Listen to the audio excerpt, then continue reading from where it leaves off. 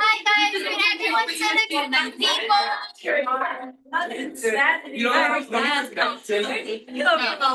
Yes. No. Okay,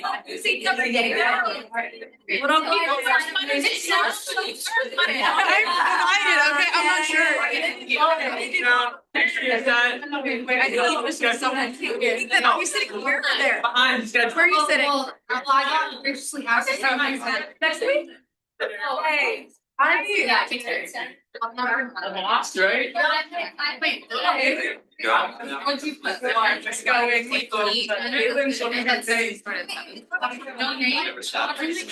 don't either.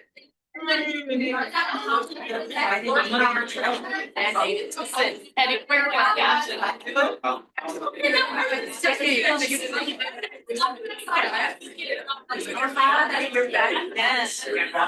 I'm saying. Wait,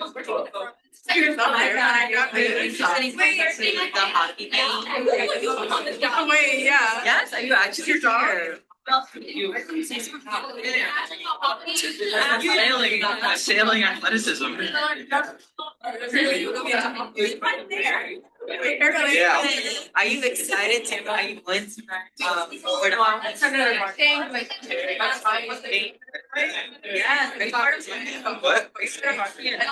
I like it? No, are you excited? Oh, no. I play outside. Yeah. Trying to get the Yankee games in. Yeah. So we.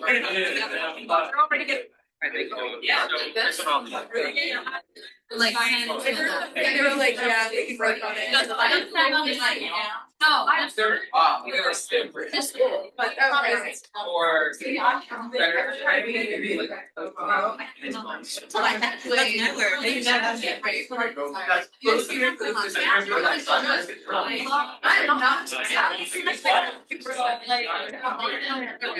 So you gotta really like.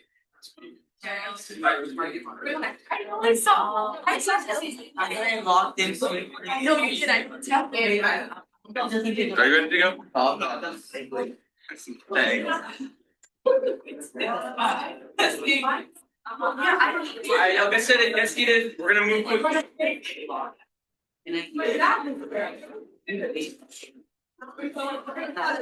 Like I'm scared. You're like, you really wanted to like electric myself. All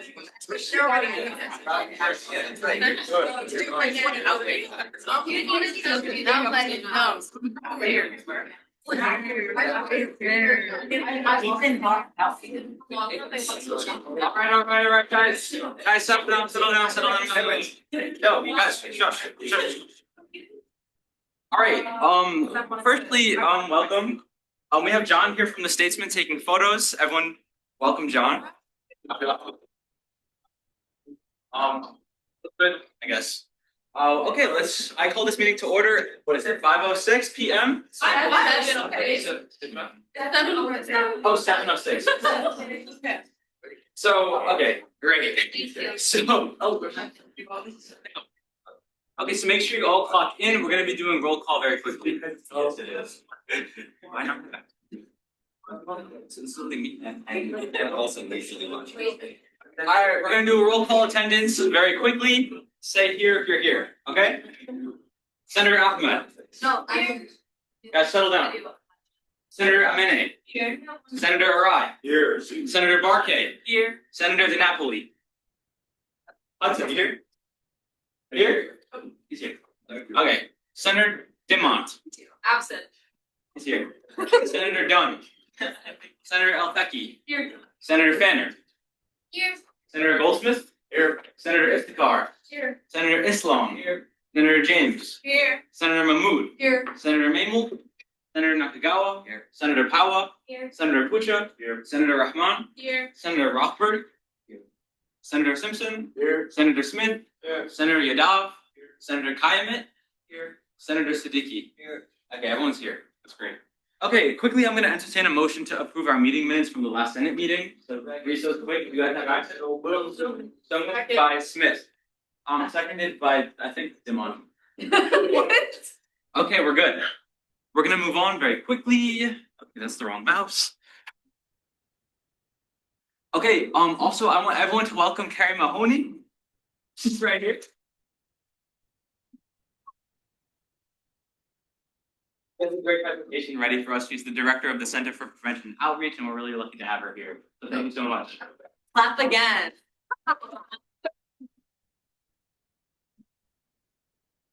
Where's the USG alum?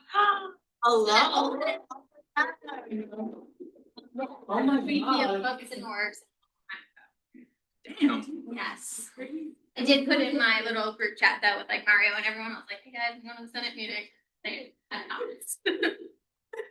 Awesome. You are all set. Perfect. Thank you so much. So, oh right, it can't be. Yes, it can be. I will 100% admit that sometimes I get really excited when I'm talking. How are you? And I will say a bunch of stuff, and then I remember that there's slides. So I do apologize. You all have access to this PowerPoint. Hopefully, it's information you already know and not anything new. But I'm just going to do a brief overview of CPO, which is the Center for Prevention and Outreach.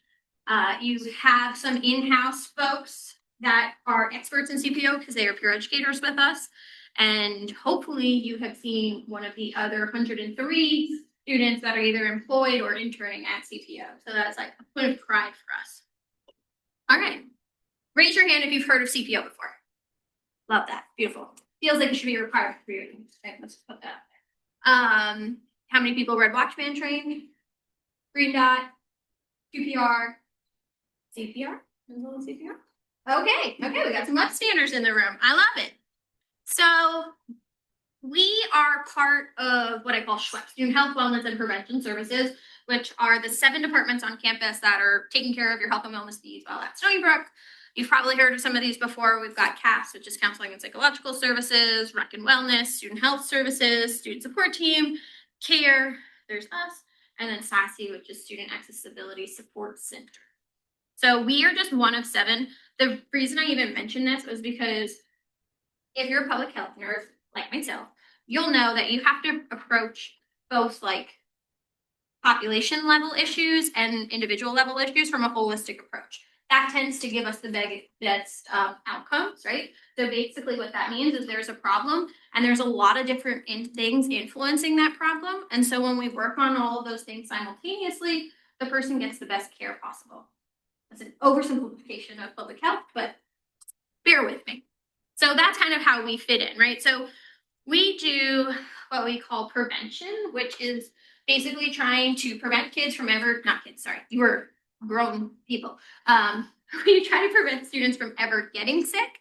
And then we also do something called harm reduction, which is being realistic about things like alcohol and other drugs maybe, or sex, and trying to make sure if someone is deciding to, participate in any of these things, how can we be safe about it, right? How can we reduce our harm? So when it comes to prevention, we want people to basically never get sick, or we don't want them to get sicker. We also do something called early intervention, which is basically this idea that if we can figure out someone might be struggling sooner, we can get them help, right? We can intervene earlier in the process. One of the reasons we do this is because we know that research shows that someone's health issues, someone's substance abuse or misuse issues tend to come out between 18 and 24, which is kind of makes sense, right? Like our prefrontal cortex, our brain fully develops about 25-ish. So like this is like a pivotal time. I'm sure your mom and dad have said this to you about some time. So 18 to 24, really important from like a health lens. And so if we can start to pick up on maybe some conditions we're struggling with, like anxiety, depression, alcohol use, cannabis use, things like that, we can hopefully start to develop coping mechanisms, get connected with some of those departments like CAPS, like student health, or even folks off campus if that's something you're more comfortable with, right? So this is like why we're here, because we want to help people. We also know, part of the reason we exist, that the number 2 causes of death for 18 to 24-year-olds, but specifically 18 to 24-year-olds in college. And of course, this is the average age of college students, right? I'm well aware that we have what some might refer to as non-traditional. We might have older, we might have a few younger, right? But that 18 to 24-year-old range, when we're looking at college students, the number 2 causes of death, the first one is alcohol, and then the second is suicide. In case you didn't know, September is Suicide Prevention Month. We've got a ton of programming going on, and we'll talk a little bit more about that later, but that's why we're here, right? Because we want to prevent those deaths. We want to prevent people from being sick, and when we notice the signs, we want to intervene. We do a lot of skill building, because again, this is the time to like learn these healthy skills, because unfortunately, when we graduate college, it gets a lot more expensive, although pretty expensive when you're in college. And so if we can develop some skills now that we can take with us after we leave Stony Brook, that would be ideal, right? So you can like remember what that crazy lady said at the Senate meeting about grounding techniques and mindfulness, and hopefully use that later in life. Okay. And then the 4 topics we covered, I already really stressed the mental health and alcohol and other drugs, but we also covered physical health, everything from STIs, sexually transmitted infections, to general hand washing, nutrition, exercise, but like really kind of leave that with the rec folks for kind of that relationship there, and any other thing you can think of under physical health. And then we also talk about interpersonal violence, which is a fancy way to say sexual assault, domestic violence. And we have some pretty solid resources for individuals who have experienced that, which I'll go into in a bit. So, how do we do this? Are you typing every word I'm saying? Do you want me to slow down? Are you sure? All right, I talk very fast. I apologize. You can record me, whatever makes it easier for you. Okay. A little transparency. We do this thing sometimes where it's a little bit of like a bait and switch. So I'm not naive. I know that when we host a workshop where we're like, talk about alcohol, you don't all come to it. You're just like, no thanks, I've got better things to do with my life. But when we disguise it as a tailgate and I get companies to come in and give out free giveaways, all of a sudden you show up in like the hundreds. It's beautiful. I love it. So we do this stuff called meaningful fun, which is basically we try to come up with engaging activities that we know you want to do, and then try to slip education into it. So has anyone here been to like a Mario Kart mocktail before? Okay, cool. I mean, you're a little biased, that's fine. So Mario Kart mocktail is just an example. We will set up the switch, whether it's in our office or at somebody's, dorm, GDM, etc. And then we'll put on the beer goggles. So like it maybe has a blood alcohol content that's simulating like a 0.3, 0.35, etc. You play Mario Kart. We have some mocktails, right, which are just usually like seltzer and a juice. And then we have conversations about drinking and driving and why we shouldn't drink and drive and how we can plan like a sober ride. So that's what we mean by meaningful fun. We have pals. How many people have seen the dogs on campus? Cool, right? So we work with some really great folks. Them tend to be retirees. They're just the most precious people, and they bring their dogs on campus. And we do that because again, research shows unless you've had some traumatic childhood experience, then most of the time we know that petting an animal, particularly dogs, actually releases like the feel-good hormone in our body.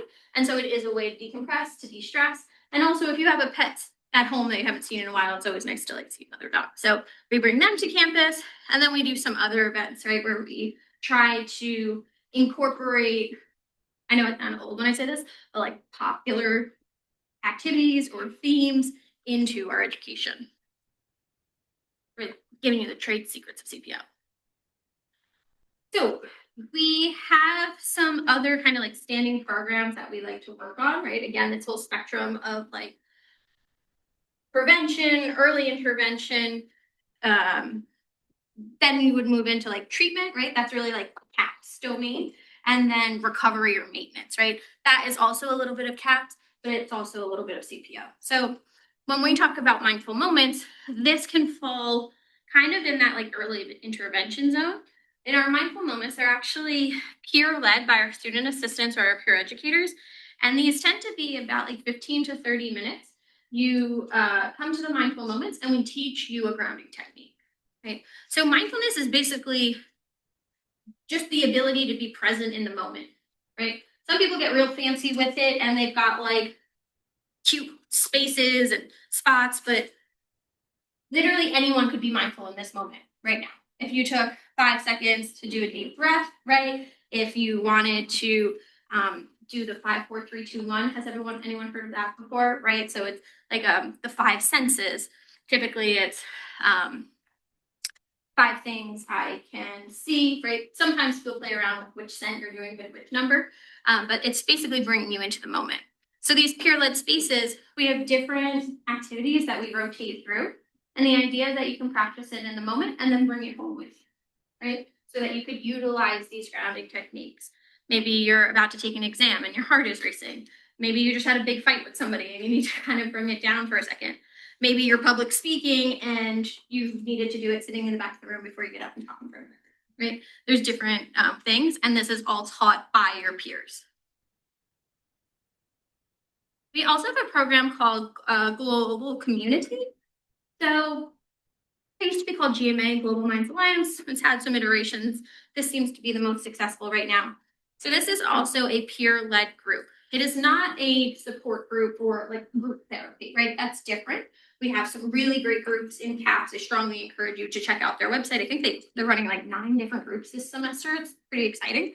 This is what we call a drop-in space. So you don't have to come every week. You can come when you want to. Each week has a different topic, but they're having conversations about how culture might shape the way we talk or think or handle mental health, right? Because there is so much going on there.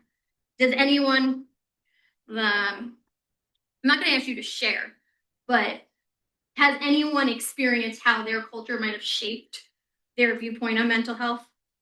Some of us have, right? Maybe you grew up in some awesome house with like 2 really great parents who were like put you in therapy at 3 years old because they love you so much. And I love that for you. That would be awesome, right? That's my goal for my kids one day. Maybe the rest of us, I don't know, had this experience where like we don't talk about mental health in our families, right? Or if we talked about the word suicide, like, nope, we felt like our parents were going to like totally lose it on us, right? If I told my mom I wanted to go into therapy, she had some choice words when I told my mom I wanted to go into therapy, right? But right, we might not feel supported. And so this is a really great way to talk about specifically how culture might shape our views and our lens of mental health. And they have really awesome snacks. So we actually partner with, what are they called? I don't know their acronym, but it's in the library and it's hosted inside the International Student Lounge. I forget the name of the exact department because there's like so many of them, but that's who we partner with on this. All right. Similar to mindful moments, we also have something called wellness walks, literally the same thing. So if mindful moments is about our mind and being in the moment there, wellness walks are our way for us to move our body, right? Walking could actually be a version of mindfulness. When we're walking, if we're thinking about our footsteps and our pace and our rhythm, that could be actually bring us into the moment. It's also just a good way for people to meet each other. The last few weeks have been absolutely precious when you see like 2 freshmen who have no friends yet on campus and they go on the walk together and you like hear them talking and they're like, yeah, so I'm in this class. And like by the end, they're like, did you wanna exchange numbers? And I'm like, a friendship is blossoming. We love this, right? So it's a good way to actually get physical exercise. We have some good conversations during the walks. And then most importantly, it's a great way to meet people, right? We know that having a strong support system, just speaking academically, having a support system, there is a correlation with better academic achievement because usually you can rely on them for like study groups or working through like actual academic problems. But we also know that a strong support system improves our mental health as well, right? And let's be real, this stage of your life can sometimes be stressful. When we add in all the layers of the things you're doing, you can have a moment where like, yes, I need someone to just vent to for 5 seconds, right? So we love connection. We love walking with people. I like hanging out. Sometimes we have guest like walkers with us too. Like last year, I guess he's not what is he now? The vice president of student affairs for Cato. He was like one of our guest speakers. That was really cool. We all got to walk around the campus with him. Okay. One of the services we provide to our students is the health products program. Raise your hand if you had heard of this before.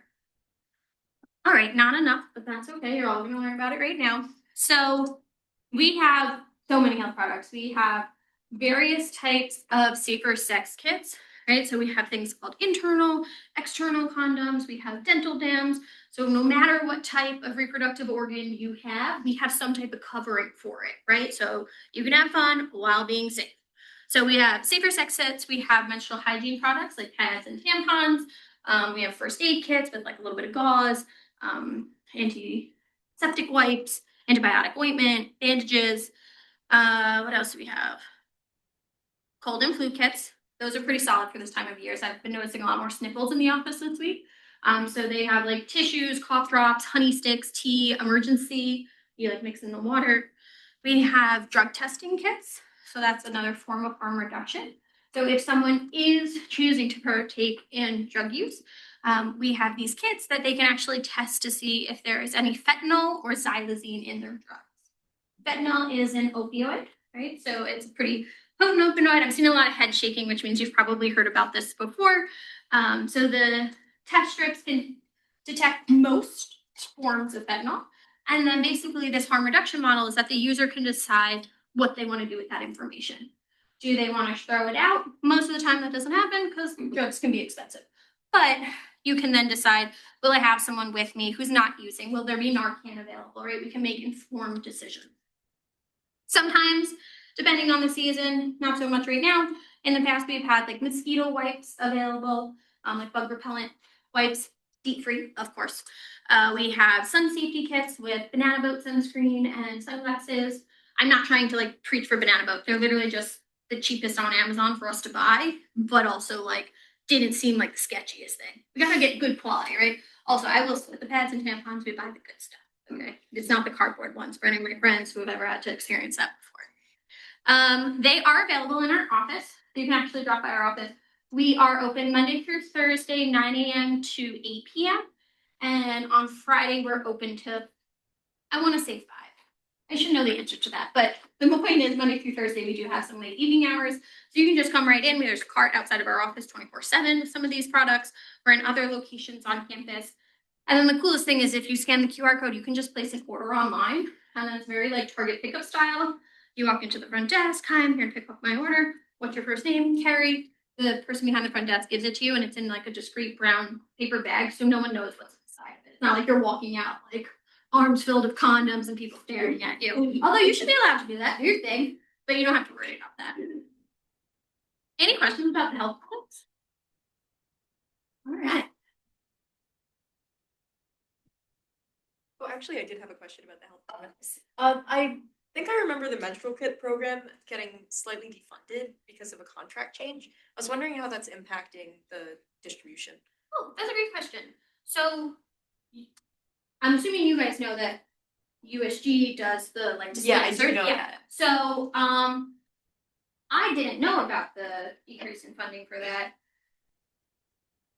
We have seen an uptick in the number of health products we've been giving out, but I wouldn't be able to say for certainty if it's a result of the defunding of the program or if it's we just did a better job advertising. Okay. So that is a great question. I probably would never be able to have the data to actually prove that, but I like that question. I can answer the question. Nisha said they reduced the budget on it last year because they didn't have to buy the machines anymore. It's already installed on campus. So now the budget is going to be products. I love that. Thank you. I should ask. Okay. I'm very passionate about this topic because I serve in on the Survivor Advocacy team. So honestly, if you were to listen to only one thing tonight, can you just listen right now? All right. Raise your hand if you've heard of the Survivor Advocate on campus. Okay, not nearly enough. So I don't know what kind of cool dance I got to do for all of you, but let's listen to this part. So we have a Survivor Advocacy team on our campus, right? And so basically what that means is we have multiple trained professionals who serve as a confidential resource for someone who has experienced sexual violence or domestic violence.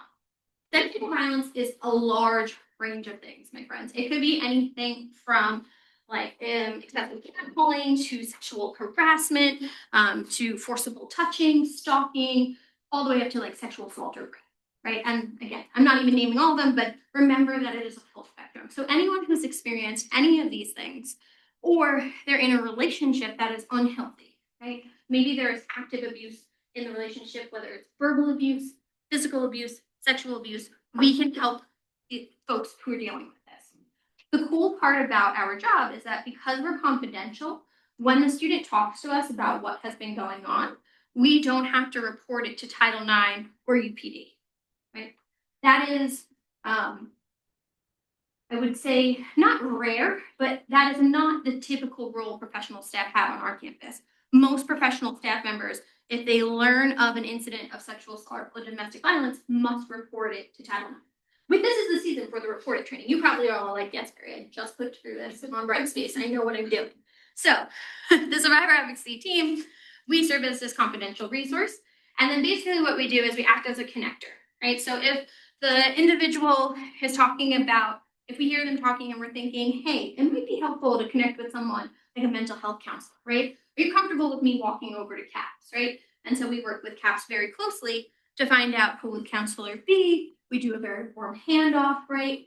I wouldn't say you like skip the line or anything, right? But we make sure that everything is lined up perfectly for this person to get the care that they need. We also work with them. Let's say an assault just happened and it happened in their dorm room. It'd be pretty traumatic to go back and sleep in that same bed, right? Let's be honest about that. So we can work with them to then work with housing to do some like emergency housing, room swaps, things of that nature. Maybe not a room swap, but a room change. We can also work with them if they're noticing that the mental kind of impact of this is now impacting their academics, or maybe they need a few days to rest because they have to go get a SANE exam, which I'll talk through in a moment. We can work with then our friends and student support team to get a letter sent to professors, right? So there's a lot of different things we can do. And what's nice about this is that they don't have to then retell their story to every single person on campus to get the services they need. They can talk to us, and again, they don't even have to tell us the whole story. They give me like a little, blooper reel of it, and I get in there and say, okay, great, we can do this. So that's the great part about us. We're confidential, and they don't have to talk to everyone on campus about it. We also work with a lot of the community partners, so places like ECLI Vibes, Long Island Against Domestic Violence, The Retreat. Those are like the 3 biggest ones we work with, and they can provide even more services to the students of our campus. They can get legal aids, so should somebody need to go a criminal route or need to get a restraining order, they can provide.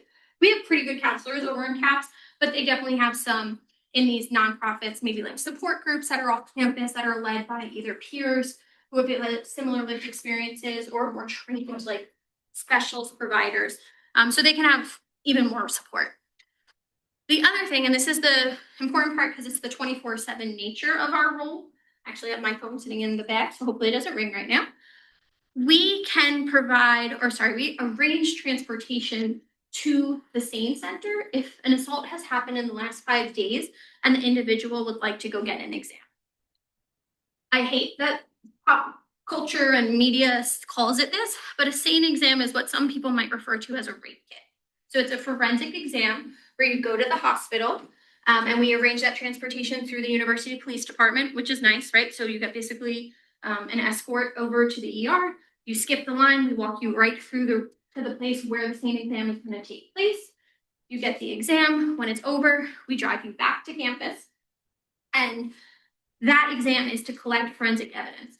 Just because you get a SANE exam does not mean that you have to move forward with any type of charges or reporting, but it collects evidence should you decide to do that. SANE exams must take place within 5 hours, 5 days. Let's make sure it says 5 days in the notes. 5 days of the incident. Any questions about survivor advocacy, the SANE exam, and the most important part? Do you guys have like connections with like the county courts or Suffolk County District Court and like head counsel or things like that for when these things are happening and someone doesn't want to move forward? Great question. So in case you didn't hear, our friend in the front asked, do we have connections in like the district court or in the courts in general to do this? So typically, if someone wanted to move forward with criminal charges, they would go to whichever jurisdiction covered the location of the crime. So if it's something that happens on campus, the university police department, because they're a legit police department, their detectives would ultimately work with the survivor to go forward, and then should it get to something like a trial, then they would be working with the district attorney's office. The district attorney's office has their own in-house advocates, and then our folks, specifically in ECLI Vibes, they have court advocates as well that can all support the individual. So we don't I don't have a buddy on speed dial at the district attorney's office, but we have enough resources that we triangulate to make sure the survivor has the support should it get to court. At like what point do you guys take a step back and leave it within like the district's hands, and like is that transition process smooth? And Yes, good question. So we can't go with them to court. We can't pursue the court action. So if they wanted to go to the police and report it, what we can do as the Stony Brook advocate is basically bring them to UPD, walk to UPD together, drive their bus, whatever it is. We can't be in the room when they're giving their statement, because then basically anyone in the room when you're giving a legal statement can get subpoenaed. And so they're in there together, and then we can help them get back to main campus should they need. Typically, if I know a survivor wants to head to UPD, or let's say it happened off campus and they're going to Suffolk PD, typically what we do is we call our partners at ECLI Vibes, and then we schedule so that everyone can kind of do like a warm handoff, and I do a warm handoff to the ECLI Vibes advocate. thank you. Yeah. Any other questions? Yes. So I was wondering about how you mentioned about the transportation and then the other procedures. I was wondering if that is charged to the student or how it works. Good question. So there's no charge for the transportation. So if we were sitting here and is anyone's name Megan? No. Okay, I'm gonna pick the name Meg. Megan, a student, is sitting here. She's talking to me. She wants to go to get a SANE exam. I would call my colleagues in the University Police Department and say, I have a friend here who wants to go over to the hospital for a SANE exam. Can you arrange transportation? Typically, if the survivor prefers a female officer or female detective, if there is someone currently working who can help us, they do that. If not, it tends to be two males. But they come over most of the time in an unmarked car, which is nice. So you're not like, oh my God, I'm in the back of a police car. And then they will pick up the student and drive over there. There's absolutely no cost for the driving over. That's totally fine. They literally give them a business card and say, call me when you're done. I'll drive you back. So we don't want someone trying to walk across Nichols in the middle of the night or honestly, yeah, don't walk across Nichols. It's not good. So when they go and you're getting your SANE exam, that is not charged. That is you're not paying a copay. It's not going on your insurance. That's completely covered. Where that funding comes from, I want to say it's a mix of state and federal money, but ECLI Vibes manages all of the SANE centers in Suffolk County. So that was a really long answer to say no. It costs nothing to get to SANE. Thank you. Of course. Questions?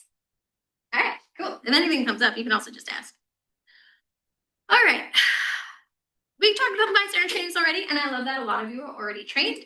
But the whole approach is that you might have heard of the bystander effect. Basically, the more people around you, the less likely you are to get care if you're in an emergency. And so our goal is to continue to maintain this kind of culture on campus where if we see something, we're going to do something about it. So obviously CPR, you can save someone's life because they're in cardiac arrest. Red Watchman teaches us the signs of an alcohol overdose and how to call for help. About 1,500 college students die every year from alcohol-related deaths. Narcan is paired with it because then Narcan tells us the signs of an opioid overdose and how to administer naloxone or Narcan. QPR teaches us how to notice if someone might be struggling with thoughts of suicide, and then how do we kind of bring up to the individual what we're noticing and how can we refer them to help. So QPR actually stands for question, persuade, refer. To ask them, are you thinking about dying by suicide? Persuade them, try to give them hope, right? And then our referral resources, how about we walk over to CAPS together? How about we call the CAPS crisis line together? Have you thought about timely care? Things like that. And then Green Dot teaches us how to notice the signs of a potentially risky situation or violent situation and how to intervene, right? How can you pick up a lot? This focuses a lot on direct clues, but also those nonverbal cues. If you're at a party and it looks like your friend is making someone feel uncomfortable, let's stop that, right? If we see that our friend is the one who's being made to feel uncomfortable, how can we intervene and be like, girl, let's go, right? That was very, yeah, whatever, it's fine. Okay, we're gonna keep going. The most important thing is that when we do all 4 trainings, you have from the day you get to Stony Brook to the semester before you graduate. So if you're graduating in May of 2028, you wrap it up by the end of fall of 2028. You get what we call the Upstander Award, which includes a cord for graduation and a fancy certificate, and you put all of these on your resume. Cool. We also have some skill building mini series. So like I said, trying to set like that foundation for our health and wellness. This comes a lot from what we hear, a mix of things. What we hear from folks like in campus spreads, right? When the RHDs are saying, oh, when I was talking to my students, I heard this. We try to do some sessions with the counselors and CAFs as well to hear like themes, obviously, right? We follow HIPAA rules here. I don't know who is saying all of these things, but general themes that we're hearing as like what are students struggling with. And so the 4 that we have running right now, we have a sleep workshop, just honestly as like a person who teaches classes on campus. I can tell that you're all not sleeping. So this is a 3-part series that focuses on what healthy sleep looks like, how important it is, how do we build a healthy coping, a healthy sleep schedule, etc. Anxiety toolbox. This is actually something that's used like across campuses. Everyone kind of changes it for their students, but it's how to notice the difference between stress and anxiety, and then how can we cope with our anxiety, right? How can we address it? What can we figure out when our triggers are for anxiety? When do we feel more anxious? When do we not? And then figure out what helps us kind of relieve some anxiety. Coping and resilience teaches us what it says, coping skills, right? So how do we, again, manage stress? We do talk about the difference between healthy and unhealthy coping skills, like not to pass judgment. Whatever you do to make yourself feel better is a coping skill, right? Whether it's good for your health or not, that's a different story. And then finally, the communication crash course. This originally came out of us having conversations with individuals who were in like romantic relationships about how to communicate your needs to your partner and how you like fight fair and things like that. But what we were seeing more and more is that maybe COVID did us dirty and we forgot how to talk to each other. So a lot of conversations in these ones, I'm seeing a lot of like nodding heads, yes. A lot of conversations in this 3-part series where how do we talk to others, right? How do we communicate our needs, whether it's a romantic relationship or not? Honestly, there's even like a sprinkle of like, how do we make friends, right? And again, all of this came to us through either students directly saying it or professional staff on campus working with students and being like, it looks like they might need this. So they've been moderately attended so far. We kicked them off last year, but we're excited to kind of keep offering it and hopefully build some of those skills for folks on campus. Cool. So I mentioned peer education, right? Yes, I think we're at 102 or 103, not peer educators, a mix of student assistants and peer educators. I think it's 60, it's like 62-ish peer educators, and then the rest are student assistants at CPO, and they do basically everything I just talked about, except for the fiber advocacy stuff. So you'll see them tabling on campus. Sometimes they host workshops for us, like a lot of our student assistants. They support us at the bystander trainings. They come up with their own tabling activities, which are kind of cool. We started something last year called Prevention on the Go with CPO. As a fellow previous RA, I don't know if there's any RAs in the room, bulletin boards was like the bane of my existence. Like mentally, I'm really creative, but like physically, I got too many things to do. So our peer educators were totally awesome, and they all made these like canned bulletin boards. So that's just like one example of what a peer educator would do. I'm sure you're all like super already over involved and seniors, so no need to scan the QR code. But if that is something you could share, especially like with like the freshmen or the sophomores who are looking at how to engage, right? They care, they're passionate about a health topic. We love that. Bring them in, right? Send them right over to CPO. We would love for them to work with us. You do get academic credit, by the way. You get either 1 or 3 the EXT Plus credits. And that's the shameless plug to post on social media and whatnot. That's always awesome. I feel like I covered everything, but also at the same time, I feel like I'm forgetting everything we do. So, questions, thoughts, concerns?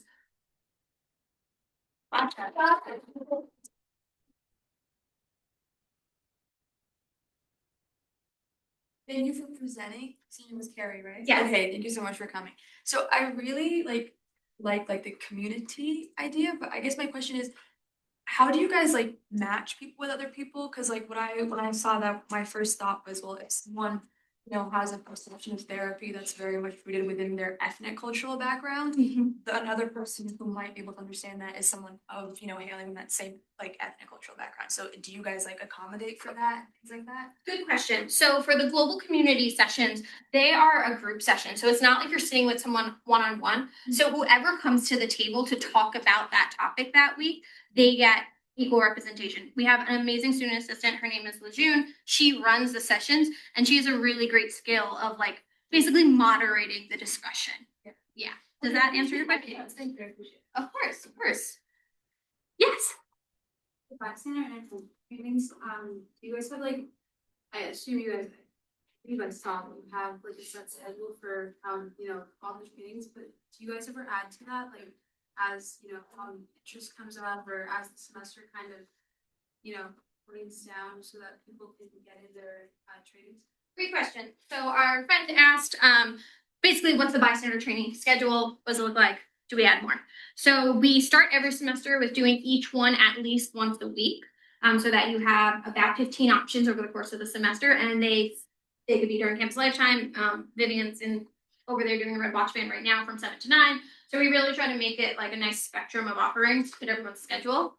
Once a semester, we do something called an standard conference. So we come in on a Saturday and we offer every single one like in a row on Saturday. So there's lots of options. I will be honest.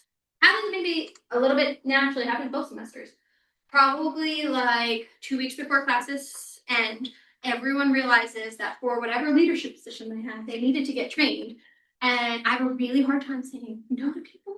So typically we add like 1 or 2 extra.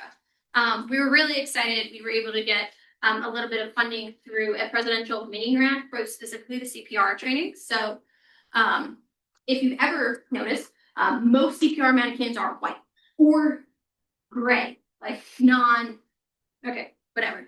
So we actually got a presidential mini grant about a year or 2 ago to do 2 things. So we were able to get like a darker skin mannequin and like a medium mannequin compared to like the typical white one.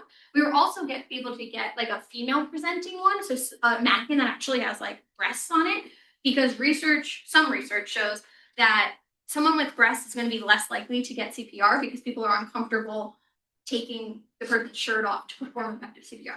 Wow, so this is a really long-winded answer to your question here.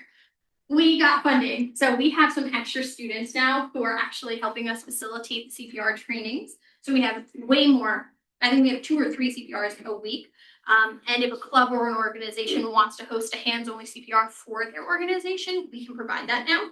And we're also in the process of having our 2 graduate assistants become QPR certified. Because QPR is a nationally known training, it's a little bit of an extensive process. They have to do 8 hours of an online training, and then to work with us, they have to do another 12. So they should be up and running in another 2 or 3 weeks. But then we'll be able to, fill some of those requests of hosting specialized QPRs for clubs and organizations. That was such a long answer. Thank you. Sorry. It was so detailed. I appreciate it. course. I do have a follow-up. So Yes. So clubs and organizations, I guess, can host CPR, and in the future they will be able to host QPR. Are they able to host Green Dot and Red Watchman. Red Watchman? Okay. Yes, thank you. Narcan, we can also do, by the way. Green Dot and Red Watchman, just right now with how much we have going on, we're not able to do that for the private organizations, but it is definitely our goal of ours to get to that point. It's just that there's so much upfront work to get someone trained. Red Watchman will probably happen sooner, because now that I'm thinking about it, I think the deal is actually becoming Red Watchman. So it's a goal. We're just not in the current state. Yeah, thank you. Yes. Thank you so much for coming tonight. I really enjoyed this presentation. something that hits home for me especially, it's really, I do talk a lot about this and from my own personal experience. And, first 2 years here, I was a resident. The next 2 years, I'm a commuter now. But I know both sides. Both sides have their own special struggles. I feel like I understand that you're also working alongside with the RAs, correct? Mhm. I feel like, when I was storming here, I didn't feel that much of a presence of it. I know that, student health services was across the street and I would stare at it. That's it. So I feel like, working with the RAs, RHDs, like continuing and building that relationship is very key. Because when you're a freshman and you have no idea what's going on, it's overwhelming, overstimulating. You still don't know where to go to. Mhm. So I feel like when it's right there at your home, for what you call home for the next few months, Mhm. I feel like that would be a fantastic idea. Yeah. Or even turning it into an activity too, like a scout meeting. Like around the halls too. Mhm. Like the clues are, trying to figure out like go to this room to find out this next step, something like that. I love that. Like, as you were saying, like, the meaningful fun. Mhm. This is something that definitely at their own homes they could do. But, that's just the resident side. For the commuter side, it's also hard. Yeah. You come to campus as early as possible, you take your classes, you leave. Mhm. But then, some of us here, they're part of the Commuter Student Association. Mhm. So I feel like if you could collaborate with them too, that would be fantastic as well. I love all your feedback, and also I'm assuming you're a senior. All right. Well, if you do grad school here, hit me up. 'Cause it sounds like you belong I to am CPO. trying to go into public health. I love this. I'll give you my email before I leave. Love you. So this was fantastic feedback. So I love that. Yes, we are definitely continuing to strengthen our relationships with Campus Res to do all of the different like events. I think we're in like the third. We just finished the third week. We're finishing the third week. I want to say we've had 18 requests from RAs so far about hosting events in the residence hall. So we're loving it. We're excited, and I totally hear what you're saying too, because we used to like we've tried iterations of things for a while. Sometimes they have success, sometimes they don't. We found for a little while that going to oh my goodness, is it Hall Council, the thing at like Tuesdays at 10 p.m. Yeah. Right? Yeah, we found like that was the biggest bang for our buck. Right, 10 p.m. is a little late. Personally, can't do that anymore. But we have some staff members and some student assistants who are just down for the cause and get there. So thank you for that feedback. We are working with, well, we have an email exchange going, so I don't want to like overstate what we're doing. But the Commuter Student Association, I'm so grateful. They emailed us and asked us to come in for the GBM. Are you? The CSA said this. We've been talking about it. I was like, someone here is going to notice. Yeah. So we love that you invited us, and that we'll eventually hang out. And then also potentially, guys, having like that little commuter corner at the Be Well Fest. I have to plug this. If my boss finds out I was here and didn't talk about this, gotta do it right now. Next Wednesday, September 17th, is Be Well Fest. I know it's also Fire Safety Day, but Be Well Fest is 11 to 3 out on the lawn outside of the Student Health and Counseling Center. Just secured Ralph's Italian Ice today. We've got Maui Wowie coming with lots of blended drinks. And then we'll have tons of activities. We'll have DIY stress balls, water bottle decorating, tie-dye, sand art. Again, meaningful fun. We really want people to come in, learn about the student health, wellness, and prevention resources. And then also something that like I'm hoping this ends eventually is seniors walking into student health being like, I've never seen the inside of this building before. Right? So we actually have tours at Be Well Fest. And if you do a tour, you get a cool voucher for like a free Dunkin' drink or Starbucks drink. So please spread the word. If you all come there, I look really good at my jobs. Excellent. That was amazing. I really appreciated that feedback. Anybody else? Are there any 2 questions? Is it okay if I keep talking? Yeah, we're gonna try to close out in the next 10 minutes. I love that. That's perfect. Okay, so my 2 questions. One, are there any health topics that you're noticing or struggles that you're noticing amongst your peers that we could start working on addressing, whether that's through tabling or messaging or yes. I actually did remember something. One of my friends who lives, I think in Stimson, said that they've been removing the key coded locks for some of the bathrooms. And she was just kind of, I don't know if it was Stimson, but she said that it's just like kind of scary being in a co-ed dorm. Yeah, and like not having locked bathrooms. Okay, that is interesting. I've never heard of that, but that is good to know. Okay. I can comment on that. So, I work as an RA and I also work as an assistant in camp guards. And basically they were talking about how the upkeep for those locks are really expensive, because they break a lot and just a whole lot of other factors, I guess. And so they've been removing them. They've removed them like slowly. They're trying to remove them all across campus. And so, I mean, that's definitely something to bring up. I don't know if there's Maybe something there's a way they can about use like that. their dorm keys. Right, like there has to be a way to make sure that it's more secure. I also like, as an RA, I've dealt with so many issues with like the development of locks being removed, and so I know it's, you know, it's a tough situation for both sides, but yeah, definitely if someone can look into that a little bit. Christine, do you have any advice on like who they could bring those concerns to? Do you think like their RHD or maybe their RHD,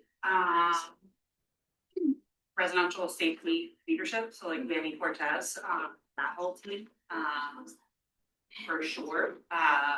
I would start there, and then obviously if you don't feel like you're getting a great response from that, then I would have recommended to others, so I would start there. Okay.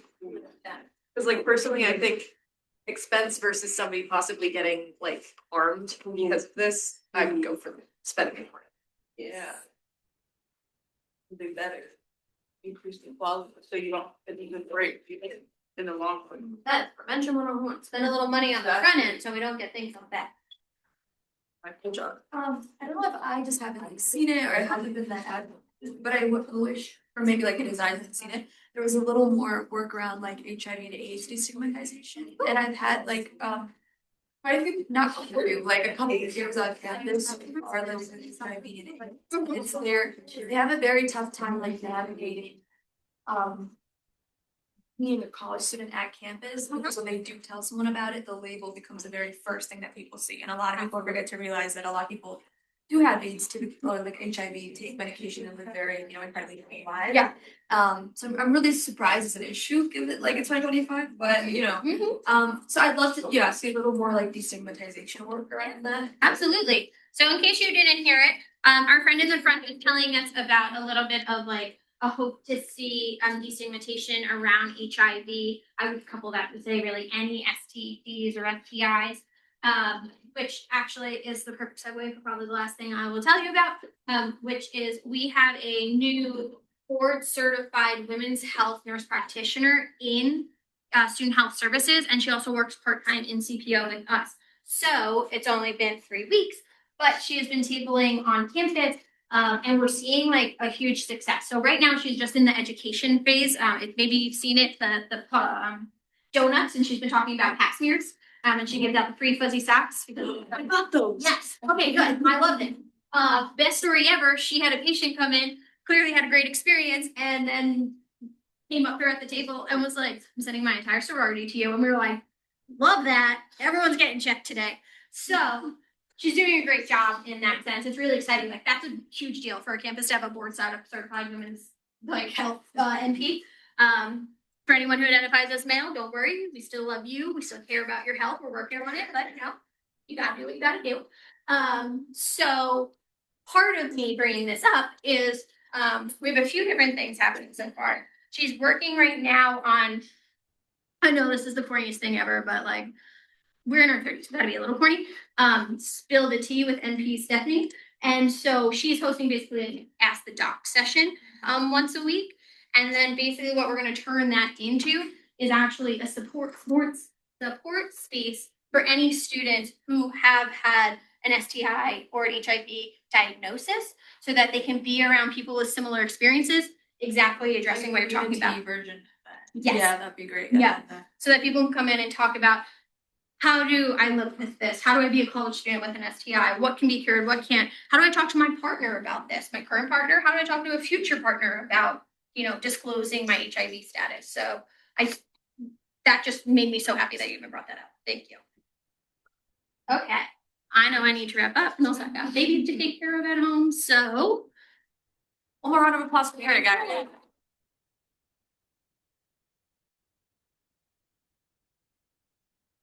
Thank you so much again, Derek. I'm home. Okay. What were you saying? What is it? We're moving next. Wait, this is the. Yes, so I'm here. All right, everyone, we'll be moving on. So don't mind Sebastian handing out a bunch of Volpyland wrist straps. You guys look at his message in the G chat. You're just gonna be taking them apart as senators, okay? So we get kind of this chain going where we all do. Okay. Yeah, that's that. At the same time, we still need to quiet down because we can talk about this, but we have to move fast now. That took a little longer than previously anticipated. Okay. So settle down. We're going to be doing an election within. Again, I'm sure you guys are used to this. The Recreation and Wellness Advisory Board. You guys can see the little description here. This was kind of a last minute addition to the agenda, but as you can see, they are involved with the rec, up to the student life feed and making it better. I think Christine, you said that you can kind of touch on it. Christine, you said you can kind of touch on this position as the Rec and Wellness Advisory Board. So, well, I guess I'll start off, and I don't guess the board spots, room. Has anyone served on the board? I know longer people. The same as this. No, yeah. If everyone, you wanna talk about this?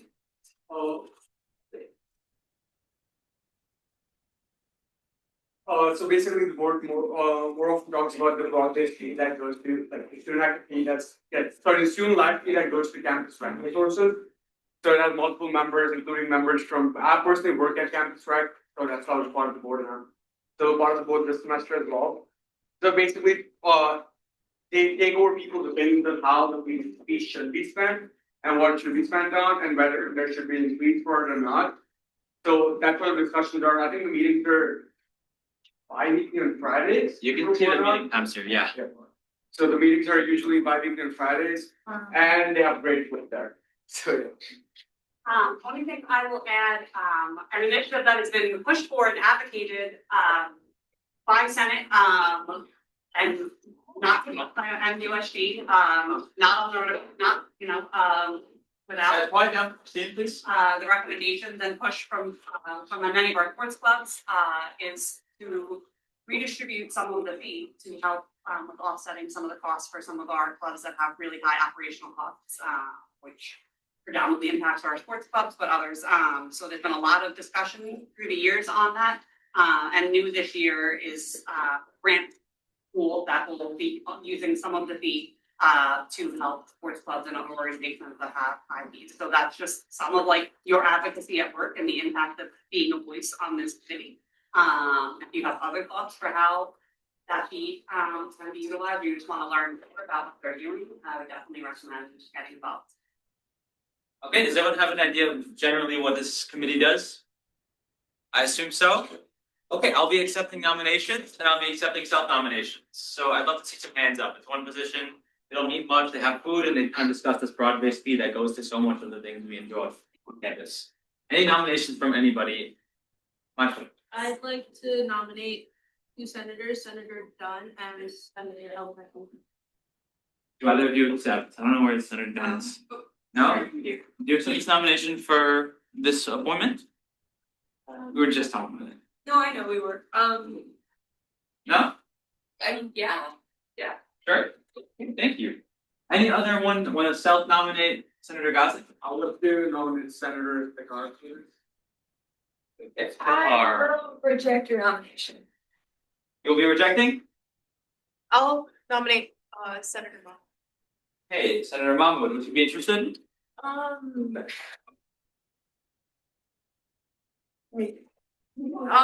be rejecting that. Okay. Any other nominations for themselves or anyone else that wants to nominate another senator? No? It's just an advisory board. Senator, Montual. Thank you. I'll nominate.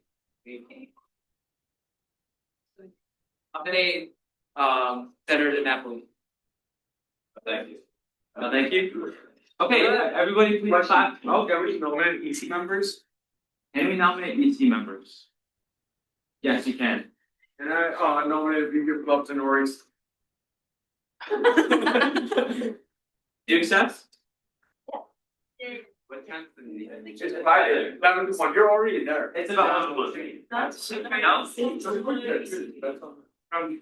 Okay, everybody please clap and congratulate Senator Dunn.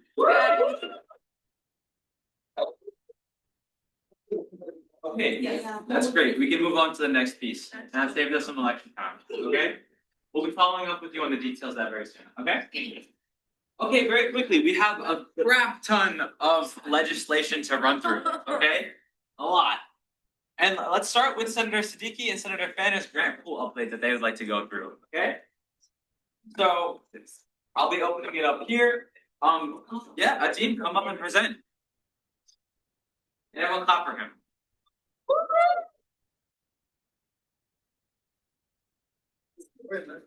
Pay attention to him. This is actually a big budget change. It's probably one of the bigger legislations we have in place today. Okay?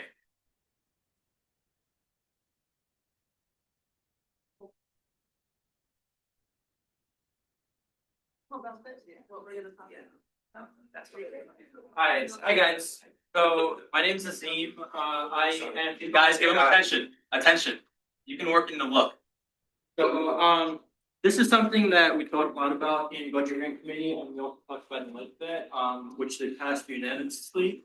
So the first three are pretty much the same. I can read it out to you, but we're removing three parts of the bylaws because this is just not how we run things. The way the grants work is that it's first come first serve. So whoever the clubs can sign themselves up to and whoever signs up first comes in, meets us first, and then whoever signs up second comes in second. So all three of these bylaws, they say the same thing, but one is for event grant, one is for travel grant, and the other one is asset grant. So I can read it to you. It says an RSO must apply for their event grant at least 3 weeks prior to the intended date of the activity. Exceptions may be granted at the discretion of the USG Treasurer. So again, like I said, these grants are first come, first serve. When a club applies, they come and they present their case, and we decide on if we're gonna give them the money or not give them the money. So all three of them are the same. It's not how we run things, and pretty much that. The bigger thing is the last thing, which I propose is that currently we have $180,000 in the grant pool. That $180,000 is the yearly budget. So the way it works is that we have $180,000 for the whole entire year, and when a club comes in, we fund them and all that. But the way it's worked in the past is that the $180,000 runs out of February. So clubs applying for grants after February they don't have any money. We can't give them any money. So what I propose is that we split that $180,000 we split it evenly between both semesters. So the way it works is that clubs will come in for the fall semester, they will apply for their fall, whatever events, travel, whatever they're running for in the fall, they would come and apply and we would fund them in the fall. Once that, I guess 90,000 for the fall semester, once that runs out, we stop accepting applications, and then when they apply for the spring, we continue applications. That way it's evenly split. Clubs don't have to come in first, because right now there's clubs that come in probably September, October, November, applying for events they're going to have in May. They know the grant pool money is going to run out, so they're coming in early just to get it done and all that. So this way, this is going to split it evenly, and it's going to have the grant pool money last much longer than it would. Any questions?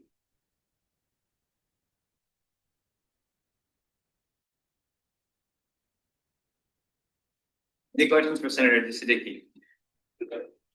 Thank you for proposing this. It's really great to see. I do just have a question about like the distribution of applications. So do you find that other boards tend to apply more during the fall versus the spring, not considering the the grants running out? Well, right now, I mean, there's really no way to tell because all clubs, it's already been like this for a long time. So all clubs know that the money's going to run out in January, February, March, sometime around there. So if they have events planned for May-ish or sometime after that, they know that the money's going to run out. So they're going to come in November and they're going to come and apply for whatever they want on later. A lot of like sports clubs and stuff, they apply with big people, and then by the time last year we had a good grant, there's like no money left to give them at all. And obviously they don't know the value of quote unquote obligations until they get to that point. So they're kind of at a disadvantage because there's no money left for them. So it could help like them get to that. I was just gonna say, typically, they usually apply for grants in the fall as opposed to the spring, and that also includes the people who want to apply for things that are in the spring. Yeah. Any other questions? Not really a question, but like just comment, like, to put it like into perspective, we only been doing like 2 weeks of meetings about, and we're already probably, you split it into 80 or so thousand on each semester, we've already got about 2/8 of that gone. Yeah. In 2 weeks. So if you just kind of keep on letting it sit at the big number of 170, 80,000, whatever it is, then you're kind of looking at this big number and being like, oh, we have all this money left, then you break it in half, and then you're like, oh, in 2 more weeks, half of gone already, that's a quarter of the full budget. So this kind of gives us the easier perspective and kind of limits it and allows clubs that are coming in for stuff in May. Now we can be like, all right, no, come in when we have another half of that money, you don't have to come in this early, focus on all the events that are in this half of the year. And then secondly, with the sports event thing, you don't know if you're gonna make nationals or extra tournaments too. So if people have to come in May, they don't have to do that anymore, they are come in the fall, then come in February and be like, oh, well, we're actually gonna go to this time, we're gonna have the fun for that, those sort of things already sectioned out as well. Yeah, that's because, I mean, there's a lot of clubs that have, like sports clubs that have events when the weather gets nicer. So they know when the month's gonna run out, they're gonna come in September, October, November, applying for events they're gonna have in May, assuming that the month's gonna run out. But they don't know if they're actually gonna make that event or whatever, if it's a tournament, something like that. So, this is gonna ease the pressure because now they can come in February, March, knowing they're gonna make the tournament and they can apply for this and like they can get. Another thing he touched on was that when we have $180,000 that we're looking at, it's easier to clubs that are requesting a lot of money because we have a lot of money. But when you say that we have only $80,000 to give out, now clubs are so now what we're looking at giving out $5,000, $10,000. It's like, okay, this is a lot of money. We have 80,000, so it puts it into perspective basically. But yeah, anything else? Any questions from anybody? Not just comments of support. And doesn't get A, B, and C. What was that? Everyone like understand A, B, and C of this resolution? Yeah, do you guys have questions on A, B, and C? I don't understand what it means. It's okay if you don't. We can. It's pretty easy. We just don't, like, right now, it's that, like, clubs you haven't gone and been yet get priority, but we just don't do it that way, and it's also really hard to track. There's a lot of, like, sports teams that apply back to back for, like, regionals and finals, and then there's also clubs that submit, like, 2 event grants at the same time, and, it's kind of like how long we didn't put off before we look at the next one, even if it just applies, so it just kind of makes things easier and more happy.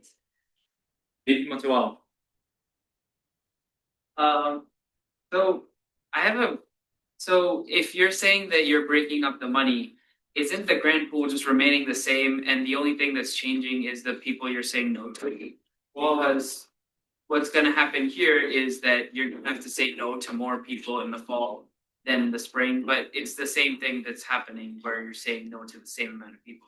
Yeah, but I mean, right now, so we have the way, so clubs know that since the money's gonna run out early, they come in and apply early. So we have clubs that come in and apply in the fall for events in the spring, knowing that the money's gonna run out. So now this eases the pressure on the clubs because now that they know that since the money is evenly split, if they have a spring event that they're hosting and they want to request money, they'll come in the spring and request the money because they know we have guaranteed amount of money in the spring. Because once the money runs out in the fall, then we can't, I mean, we'll see how it goes, but technically we wouldn't be funding if the money runs out in the fall. But another thing is that one problem that we had before is that when the clubs come and apply, like sports clubs go into tournaments or some type of events, when they come and apply in the fall and they don't know if they're actually going to make the tournament in the spring. Now, let's say they don't make the tournament, but they already requested the money, and now we can get that money back. So now we have an increase of the money in that falls over the next year. So that's the thing. Yeah. Have you considered making sure that like clubs who have events in or travel or whatever in the spring only apply in the spring as opposed to, or like vice versa, as opposed to applying way in advance? I mean, this is something, so what Bonnie does right now is she doesn't really accept applications until like October, November, but it's not an official thing that we have in the bylaws that like when you start accepting applications, it's something Bonnie does, the treasurer does. So I mean, I don't know if she's here, if she wants to talk about it, but oh yeah, Bonnie, do you want to talk about it?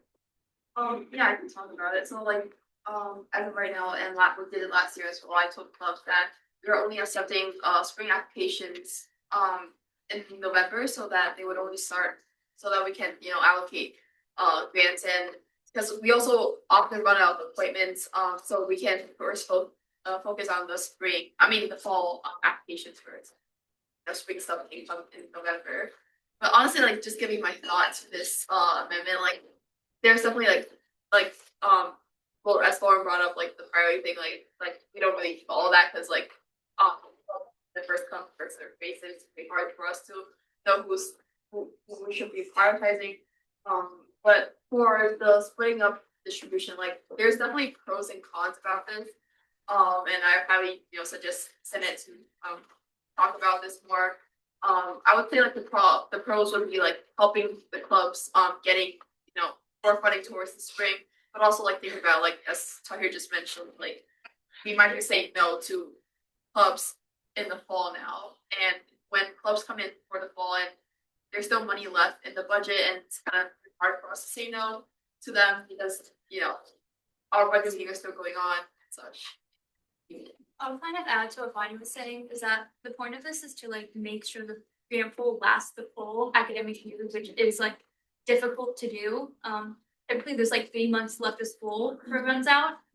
So that would put like the grant pool for the fall running out in like mid-October, right? Unless the overall budget grant and grants are given out much more frugally than they are right now, which also has like pros and cons, right?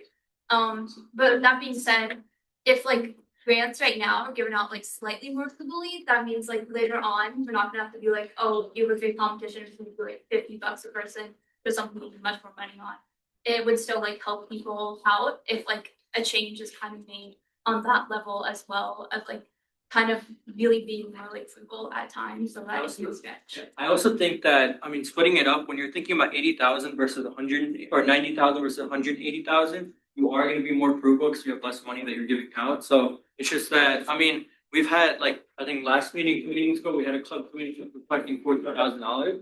So now when you're thinking about $14,000 compared, like, when you only have 80,000 to give out, now you're thinking way more frugally than you would be when you have 180,000 or a bigger amount of money.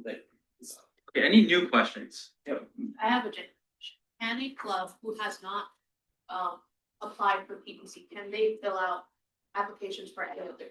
Any club can apply. So then my concern would be like, it kind of goes back where if it runs out by the fall semester, but a new club that actually started this spring, they wouldn't have money to do anything. They can't push out their own agenda. So it becomes very difficult for a very new club as opposed to one that started in the fall.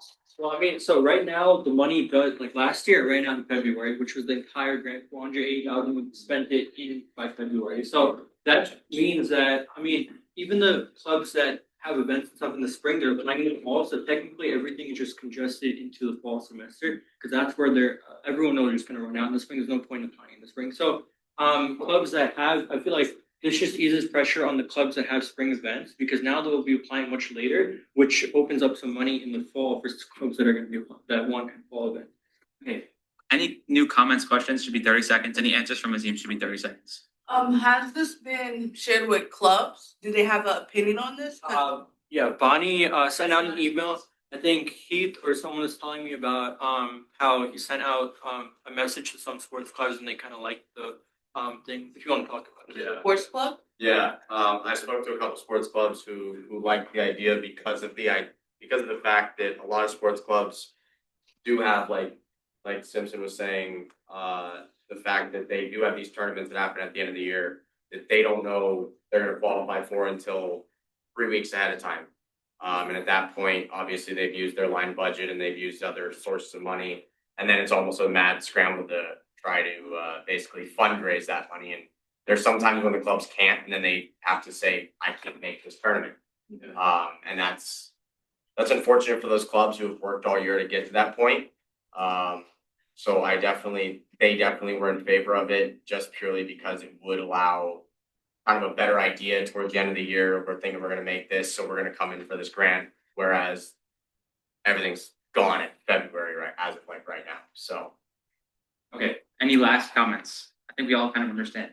Just a quick question, say, this plan is approved and, what happens if the spring, grant pool doesn't run out, will that be recycled in next year's grant pool? I think that'll be a better question for Bonnie, who's the treasurer, and I'm kind of new at this, but, Bonnie can understand answer that real quick. Yeah, so like budget doesn't finish, so like the money will be recycled as a whole pool, but it wouldn't go back into the grant. You know what? But Like go back to the bank account. I would add on to that, I think it'd be very highly unlikely that it doesn't run out, like that would be like. It runs out, like if depending on when it runs out, like it's going to be gone, like there's gonna have to keep I applying. can add one thing, there's also people that some clubs host events and they don't spend all the money or whatever, so we get refunds and stuff back in the spring. So that sometimes increases the amount of money that we have in the spring to give out, so that's another thing that I hear for. Thank you. I'm just thinking about it in a way where if we deny, like, let's say 20 grant applications in the fall, and then we say, oh, we have like $30,000 left over in the spring, that looks really bad for the USG.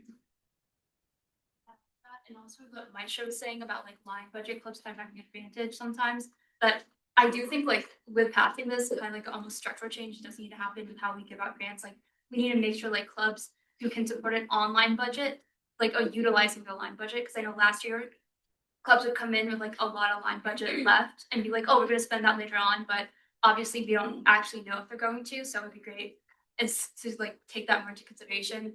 And then also what you're saying, like it would be awful if you have money left over. Like I do think it's important that we don't deny grants, like we like try to keep it flowing for as long as possible. And some of that like I said, like being more frugal would be like important so that that doesn't happen. I mean, You don't end one up last comment, I mean, right now, we have money that we like, the money runs out in February, so I feel like having money run out is worse than having extra money that we can give out. So I mean, it's just that we're changing the way we do things, and it's that I feel like we should try it out, but. I don't want to say that it would be bad if there's money left over. We owe like the students paying for like this year's student activity fee. And like those students should be getting that value out of it. So we don't want money left. But that being said, the grant pool runs out at like such a speed that like in the spring there was events still being applied for that like we had to say no to, or like don't like fund like a fifth of it because it was so little. I sincerely doubt like it's not going to run out. Unless anyone has any, okay, go ahead, Treasurer Bonnie. I just want to say, like last year, when it ran out, like when it was starting to run out, we already been notifying clubs like the grant pool is running out. If you want to apply right now. So like we did notify clubs beforehand, and by around like February March, the only club that came in like after the grant pool has run out was men's soccer club that had a tournament after and that was the only club that had trouble with the grant pool running out because a lot of clubs after the spring was still applying for re-grants, but we still had a lot of money in, and like our budget grant committees ran all the way till the end of end of the year too. So, and we did advise a lot of clubs to like, especially if they have any travel stuff, that they will use their line budget towards travel, and then their events can be funded with the re-grant because there were re-grants funds available. But like in my opinion, this is very debatable. Like at the end of the day, like also like the treasurer and budget committee can be responsible enough when like keep in mind that how much they already spent in the fall and keeping in mind how much they spent in the spring, and it can be decided on a vote. It doesn't have to be in the financial bylaws, and like I think like the budget committee can also just keep this in mind when giving out grants. Also, I think that having half split, like cut out for the spring makes it a little too sort of divisive where like it's going to run out in the fall at some point. Maybe consider having like a rate like having a lower like less than half, so let's say 60,000 or like 40,000 reserved for the spring semester, so that there's money for the spring semester, but not it's not half it, or it's unlikely to be a situation in which we're forced to like say no to clubs during the fall itself when like we have the whole like budget left. Okay, I see Director Marulo.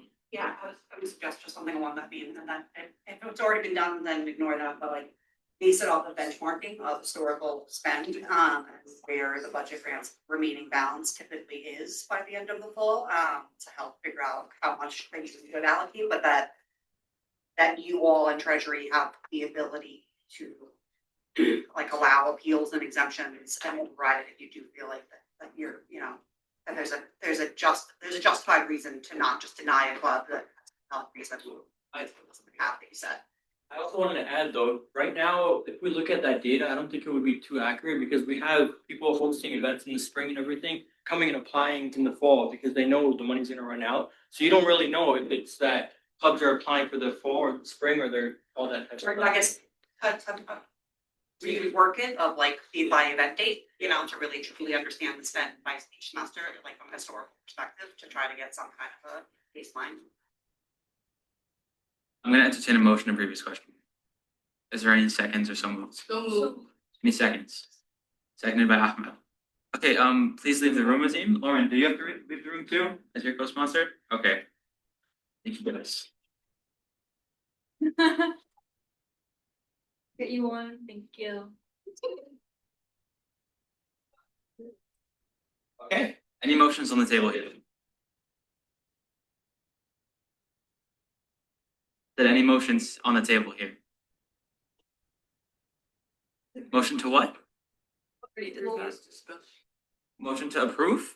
Yeah, Okay, yeah, sorry. So the way we, and this is a good learning moment. So it's like motion to approve the resolution to amend the financial bylaws regarding distribution of the grant pool funds. So are you okay with making that motion? I'm discussion period after, so. Okay, I entertain a motion to approve this piece of legislation. So. Okay, any seconds? Seconded by Simpson. Okay, let's enter a period. Firstly, any dissent? Okay, let's move into a period of discussion. We did talk a lot during that, so I'm sure you guys know what's going on, but I'm down to hear any opinions. Let's just try to keep these comments under 30 seconds because we have to move and there's 4 more pieces of legislation after this. You have to go. Bonnie, I have a question for you. So, cause like a lot of the things people were saying were like seem to kind of be more so rooted with it. Oh, because clubs know it's gonna run out by this time and they're gonna apply, you know, by XYZ time. So like rather than this, would it not be better to kind of work more so on like application deadlines and like things like that? Would that not alleviate the problem or not, you know, prove it or something? Like the deadline, so the deadline right now, there isn't really a deadline till like the funds are out. But for when we tell clubs, we tell like they have to like send their application at least a month before their event. So that is like kind of the only application, Senator James. Oh, did you have anything? No.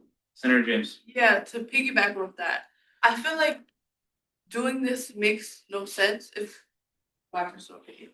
Because like she said, there was enough from last year. It was just one club, right?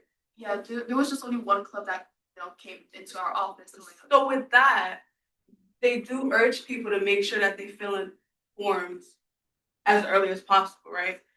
I think maybe if they filled it out earlier, maybe there could have been a different situation or something like that. I just think this is just putting a cap on something or putting a restriction on something when it's not fair to other clubs. It's just Any other comments? We all understand what this is going. We all understand the 2 sides of this, the concerns on both sides, what we don't know, what we know. Great. Any motions? Question, sorry. Yeah. So only one grant application was not able to happen because of like last there year? were definitely clubs like.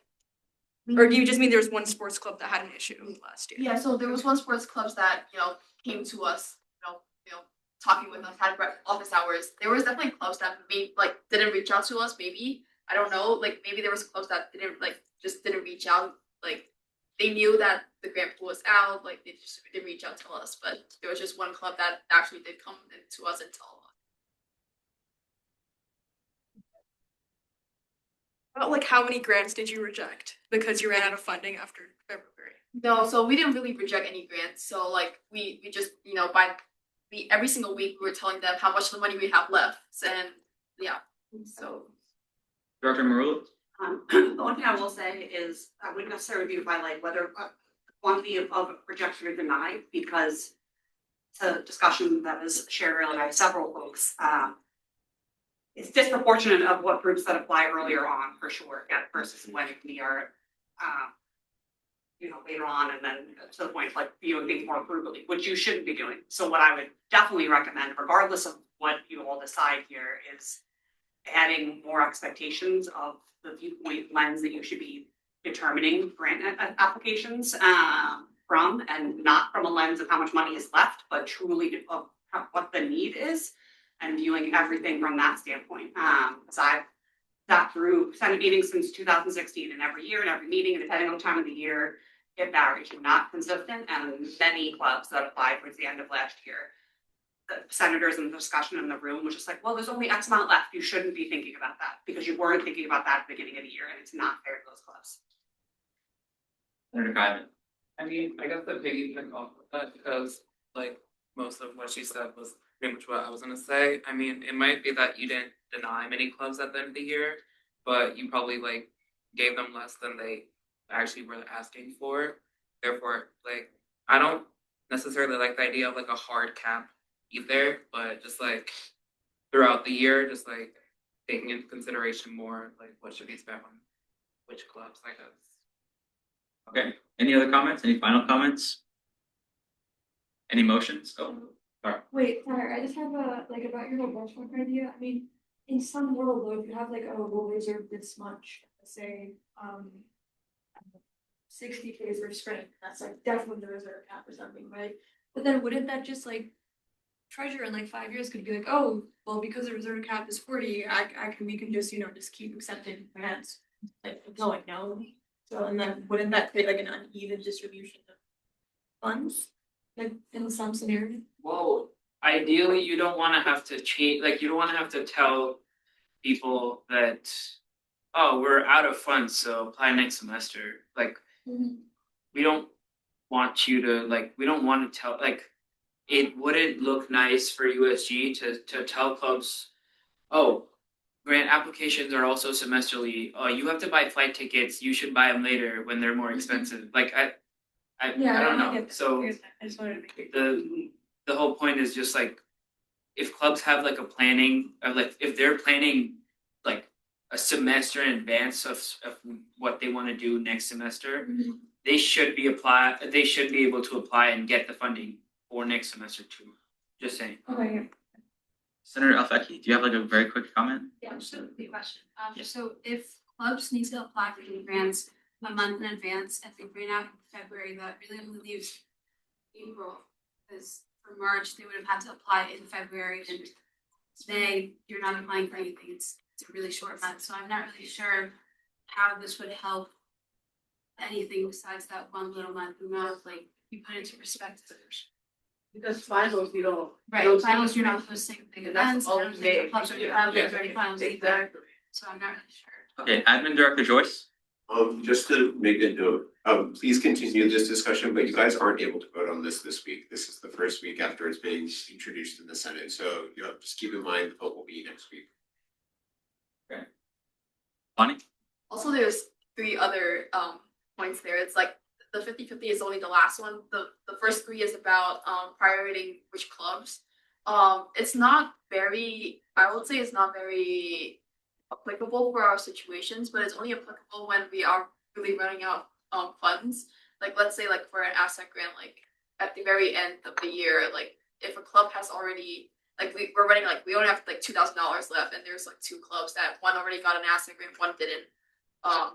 Like that would only come into play. Like the club that didn't get an asset grant would get the asset grant funding. So I think it's still somewhat important, but like it's not very applicable.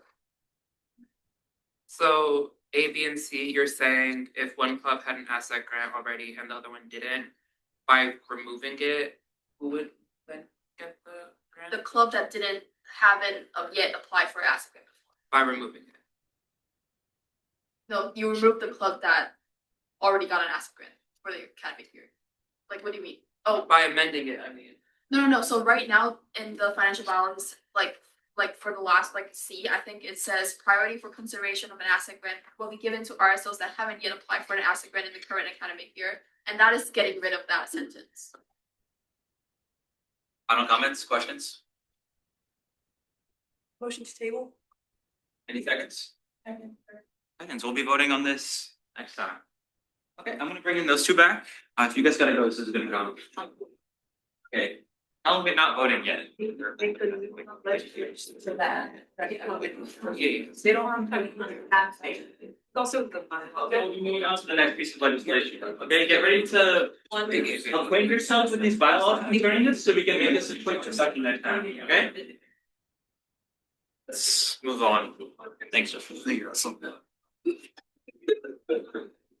I'll got you guys. What's happening? Russia? Dude, no way. Oh, we're done. Thank you this all. That, wow, seconds, I'm sorry. Where do you think they're going? Full agenda. Oh, yeah. Well, I don't know, I was confused, like, I trust you more than others, though. Oh. Like in this case, like this. Yeah. Yeah. Bye. Really? The game, they didn't practice. Quorum, we have quorum. I don't know. Also, when do we have quorum if they all go? One, two, No. three, It's fine. Yeah, we have enough. Yeah, we're good, yeah.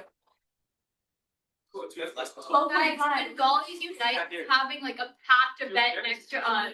There's like 200 people in that room. We have 200. No, they're packed. Back to back. So like 6, 7. No. Oh, yeah. Oh, my God. All right, let's make this quick. Yo. Yeah. Does anyone want a movie? Yeah. Okay, I'm not great. allowed. This seems closing. Looking really warm. You're a good stop. And I'm actually really fun to run. Okay, just do it. Okay, we have a new piece of legislation, and I'm sponsoring it, and Senator Yadav is sponsoring it. Would you like to speak on it, or should I do? Get up. Okay, new piece of legislation. Not for God's sake.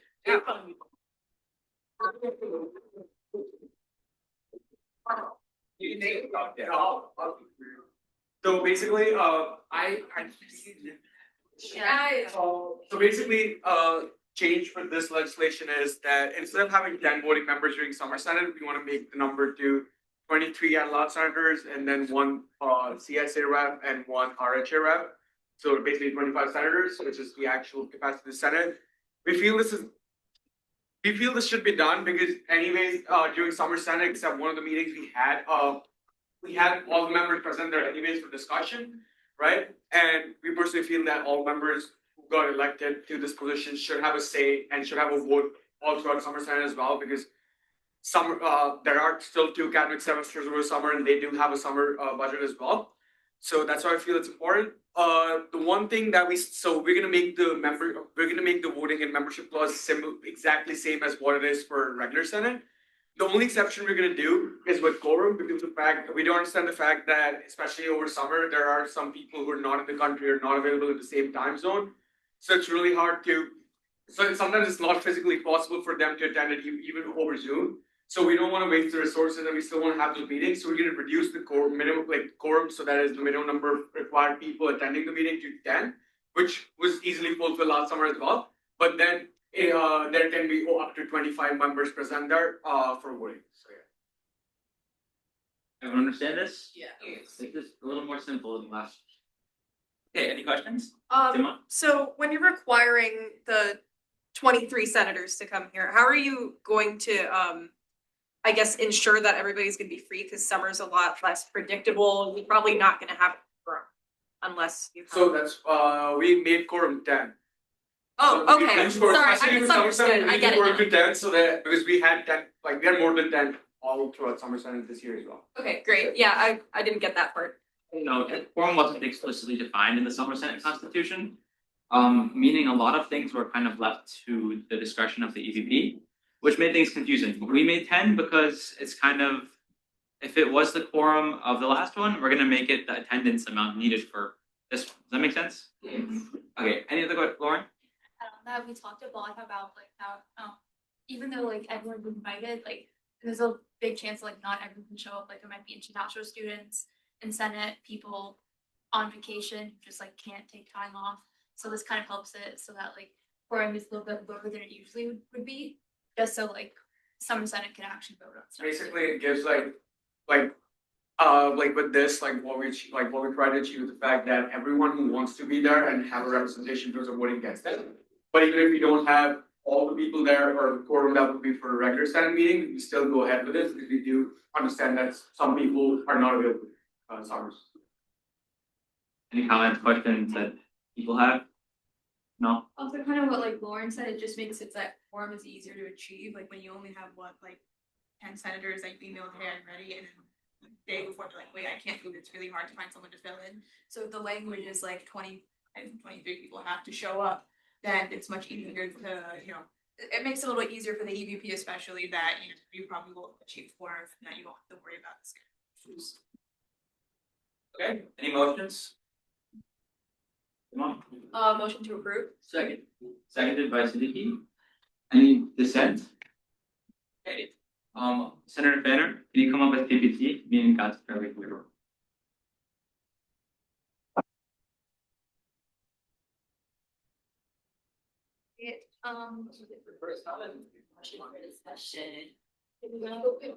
Anyone want to motion anything? I answer.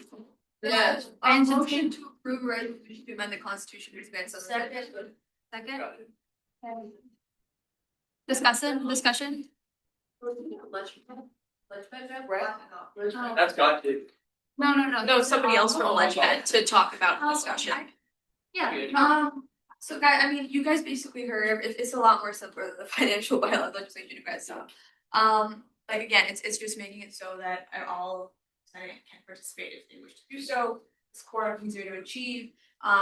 Like with Sophia's concerns about can we even mobilize that many people? Like it's okay if we can't, we understand that people are busy, the most important event that it will happen as long as quorum is paid.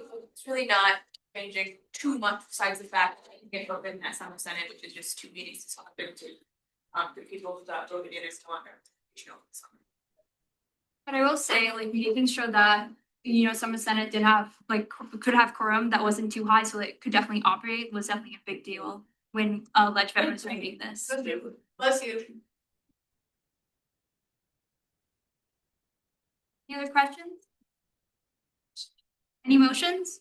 Motion of Christmas question. Right, roll call vote. Okay, Discussion. discussion. Yes. No, we just, That's it. Oh, no, Yeah. we can't vote. No. We have to, can we vote? We can vote. Oh, It's not a let's financial- go. It's not a financial body. Alright. Okay, Senator Ahmad. Aye. Aye.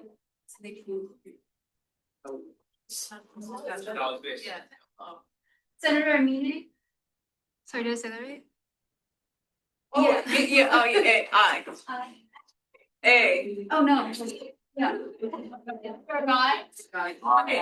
Aye. Senator Barkey. Aye. He's absent, he's gone. Senator Demont. Aye. Senator Dunn. Done. Carly. I, we were, okay, Aye. Senator Alfecki. Aye. Me, aye. No, you're. Okay, fine, no problem. Senator Iftikhar. Aye. Senator Islam. Aye. Senator James. aye. Senator Mahmood. Aye. Senator Memo. Aye. He's behind. Senator Pawa. Aye. Senator Rahman. Aye. Senator Roxford. Aye. Senator Kayameti. Aye. Did I say that right? Wait, can you say it? I me. Okay. Senator Kayami. Igwe. Aye. Senator Siddiqui. Aye. Aye. This motion passes. You're not get them back in.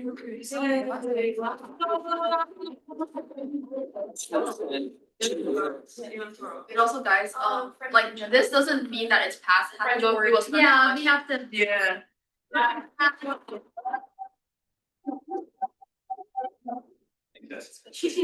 Okay, let's move.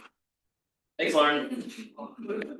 Gwen? We're gonna have to go to the special election. We are. Yeah, the double T to the E and.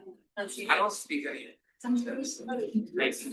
All right, we're rapid fire on this one, guys. Okay, Mike. There's another This one's higher. I need all yeses. Oh, I know. I'm not first tired.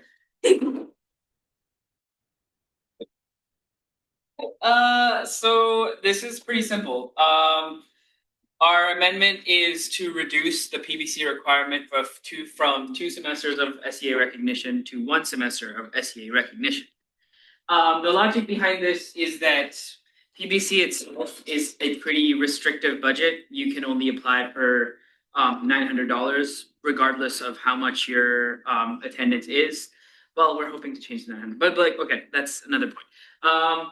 And we also approve all of your purchases line by line of what you're getting. And that is why I think it doesn't make sense for clubs to wait as much as they should.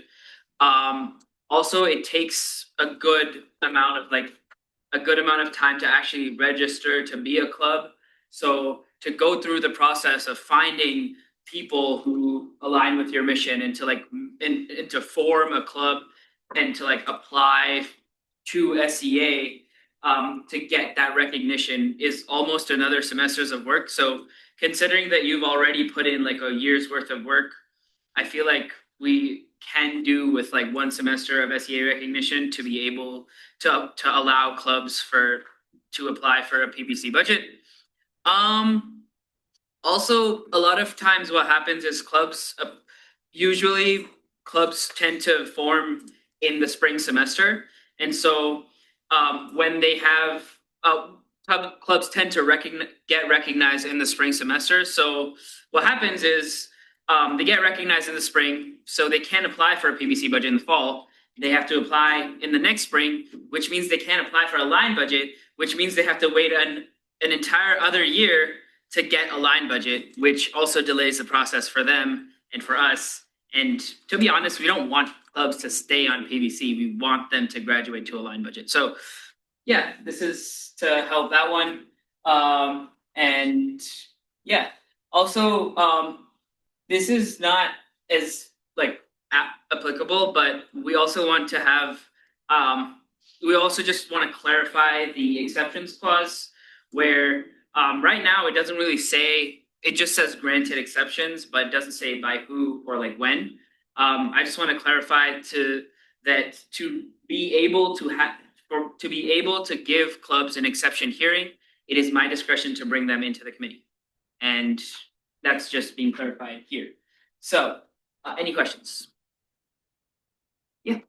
So I was actually just talking to a club president last night exactly about this, and this is what they needed. But I know you just talked about line budget, but would this mean that in order to get on from PBC to line budget, would you still need 1 PBC or 2? No, you would still need 2 PBC. So if I were to get my first PBC in the spring, and then I did my second PBC the next academic fall, does that mean I'd still have to wait for the second spring? Yes. And so then the next year's. So line budgets are an academic year thing. So we don't grant line budgets for semesters. Line budgets are granted for the entire year. So we can't give clubs a line budget in the fall because that'd like change our entire academic budget. And so we have to do it during the spring. So that's an unfortunate like consequence. At least there's some buoyancy for the up and coming. Yes. Clubs. That's actually a more comforting thing because waiting a whole year is really tough. Yeah, I mean, like for most clubs, if you were eligible to apply, like let's say in the spring for your first PBC, that means you have to spend the spring, the fall, and the next like 3 semesters on PBC, which I mean PBC is pretty tight anyway, so we want to like ease off the load a little bit. So yeah. Yes, Senator Siddiqui, and then To make it easier for clubs to apply for PBC, would you have enough funding to increase? So we're not making it easier, we're just making the process faster. So these are clubs that would have applied, let's say in the next semester, they're just able to apply earlier. And so we're not breaking down like the requirement of let's say SEA recognition. They still have to be recognized. And these are clubs that probably have to survive entirely off of fundraising. And so we're just making it a semester earlier. We're just shifting the timelines a little. Yeah. If you make it faster, wouldn't that have more clubs applying, I guess, and getting? I mean, sure, but the goal of PBC, like, we don't want less clubs to apply. We want as many clubs to apply as possible. So, I mean, PBC is pretty. Let me find a good way to put this. It's a transition, and we're already very limited. Like we're very restrictive with what we grant. We always make sure that all items that a club gets approved for are provide value to the club and their mission statement. So, I well, if more clubs apply, we could then adjust the PBC budget as well. But like, I think it doesn't matter of like we don't want to restrict clubs to qualifying. Yeah. Say that like the goal is for clubs on PVC to go from line budget. You see like there's a lot of direct matching line budgets that the clubs did run. I think how you're telling me the other day that even though like you had a lot of clubs on PVC, they did not all apply for line budget. So not every club on PVC like is necessarily voted to go on line budget.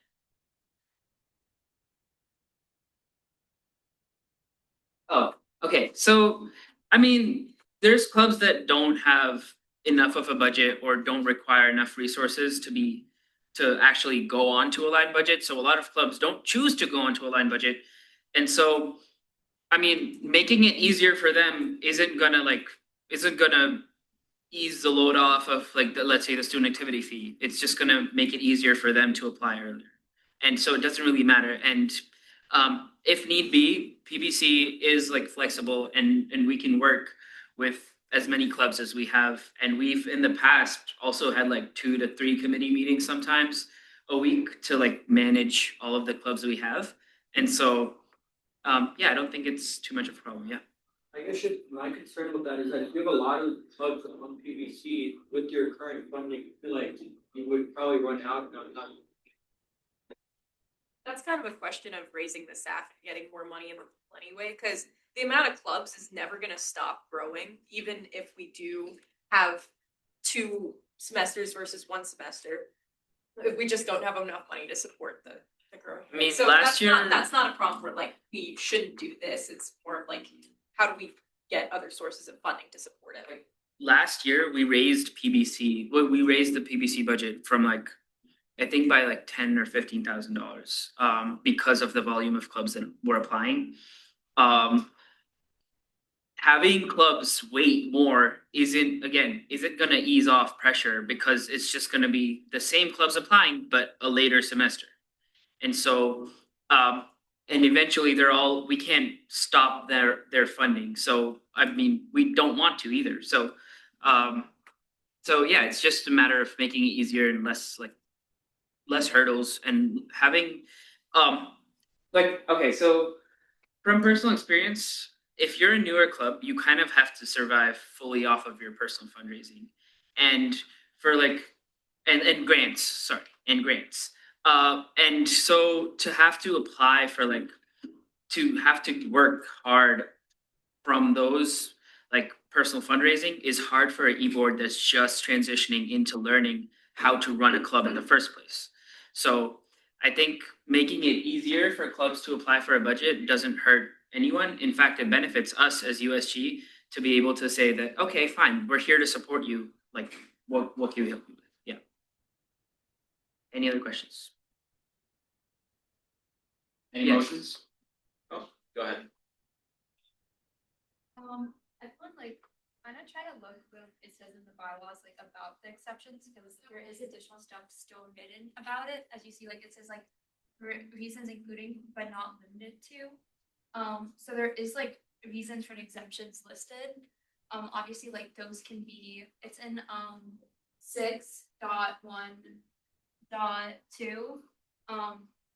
It's like an RSO is previously a sub-organization. An RSO has exceptional longevity, despite not having been recognized, accentuating circumstances that prevent an organization from being recognized for 2 consecutive semesters. So like it's not just completely random still with like exemptions. And then kind of for like only 1 semester active, like being active, it's kind of the same as 2 semesters, and it won't like immediately put clubs like I would say it wouldn't really put clubs faster on it. I think most clubs do get like recognized in the fall of getting school year, so only some clubs really like pop up in the spring. I think it's definitely less. I don't think like room about funding is exactly like a really big issue, and it's also not really our issue to deal with. That's kind of like Bonnie and like organizing the financial, like the what's it called, the financial training. No, the fiscal year budget. Like Tyler mentioned, last year it was constantly getting readjusted to help out PPC. The goal is helping out clubs, and I think it's still a good idea, even if there is concerns about like PPC budget running out. We just need to find a way to support all the clubs that want to be on PPC. And sometimes PPC is granted in a very low amount just so a club can like say they're on PPC. Even if it's not like what they ask for fully, just to help them go to line. Any final comments for Tahir? Any motions? Oh, wait. Did we just let you out? Okay, we need a motion, right? Wait, this is financial violence. Yeah, we can't vote. Okay. Any motion to table? So moved. Second. That works. Okay, thank you, Tahir.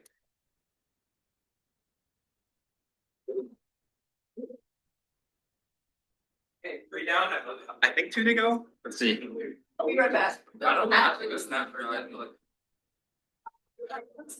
I'm lazy. I have something to say.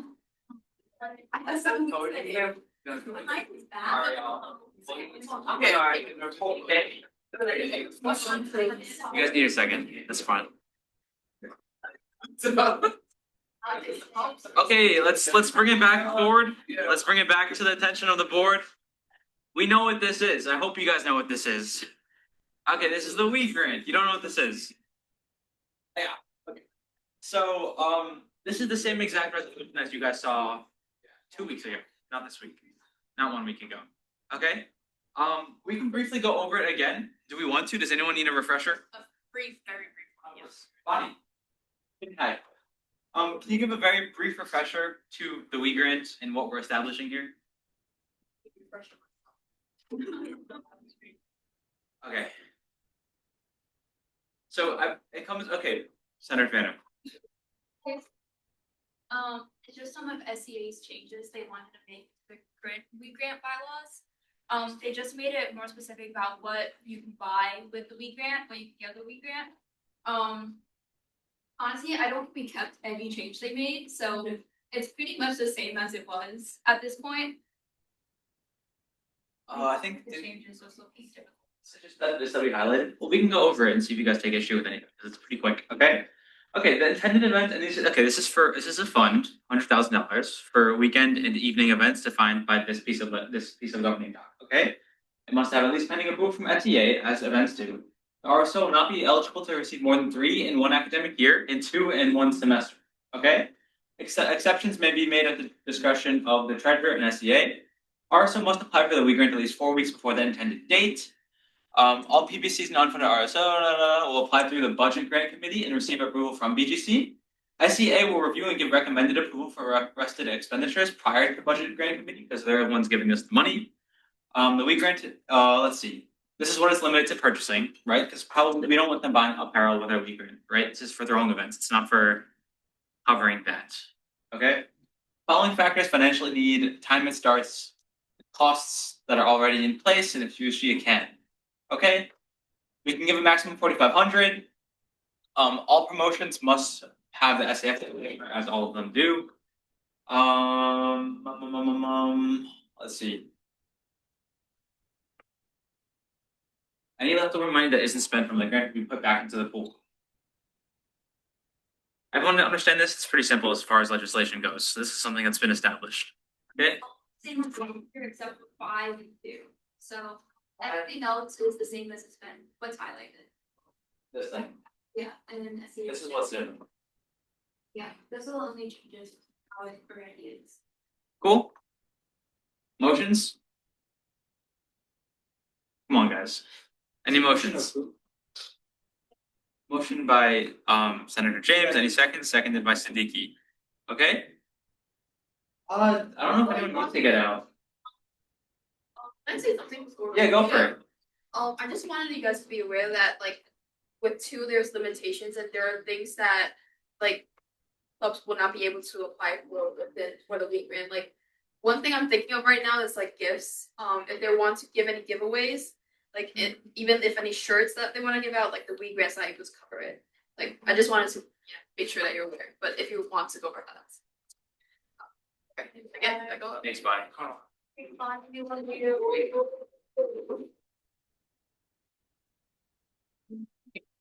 Actually, not delete. Yeah, that's financial bylaws, and so. Oh no, That's a long time ago. this is already tabled, 2 weeks ago, actually. Okay, discussion. Anybody have anything they wanna add? Any confusion regarding this language? I just wanna say, this is to unfreeze the weed grant. Okay, so if you approve this, that means we're unfreezing it and It's activating. just going out to the clubs. Yeah, everybody can use it, okay? Yeah. Great. It's basically like, yeah. I'll just say, I like that it doesn't include gifts. Personally, gifts are like kind of expensive and this helps it like. They wanted to go to drink all and night, guys. Yeah, gifts just like cost, gifts just cost a lot. People like they ask for like $50 gifts. I think the max is 50. This would just help us spread the week grant out to help more events. Senator Kyman? So wasn't that it included the cost of gifts before? They just didn't specify, so anything you could get in Right. that grant Now would have been the same. So not yet, now it's specified. Senator Siddiqui. So, some of these things like table cloths and this type of thing, like, we can add this to the club closet, so. Club feel it, just get it from there instead of us funding it. Reference what you're talking about? Yeah, it's actually. Category, give me a number.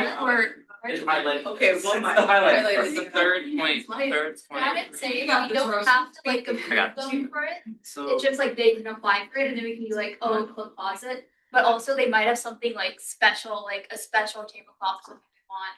And then like they would apply for that. So it's not like, it's not exclusionary. Like we could be like, oh, we have that in club closets. I would just wanna say that Club Closet is for all clubs and it's we're keeping it as a first come first served basis with like reservations and stuff.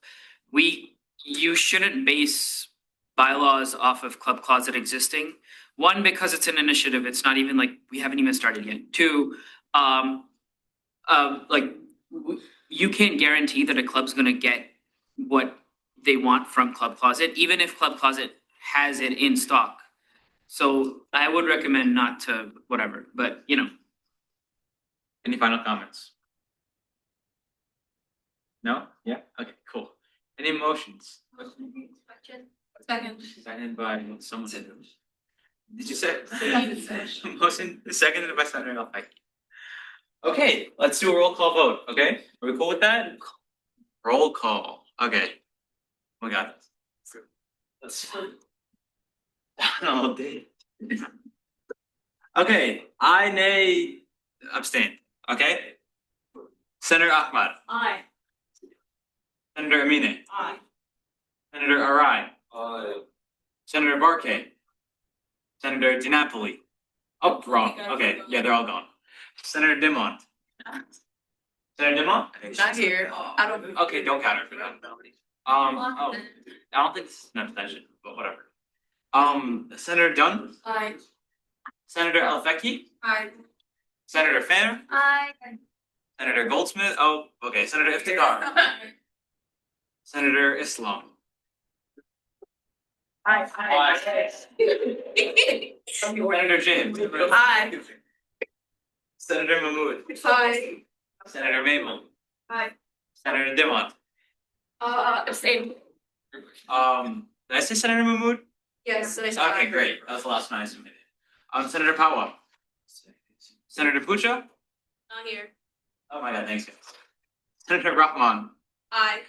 Senator Rothberg. I Senator Smith. Not here. Oh my god. Senator Yadav. Aye. Senator Kayamit. Yeah. Aye. and Senator Siddiqui. Okay, this passes unanimously. Actually, it doesn't, but they don't. Last time. I should have David instead. Welcome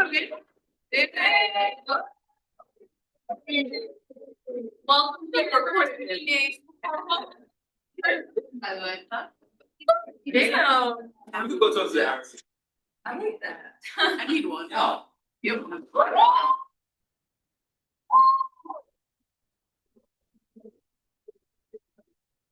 Stop laughing.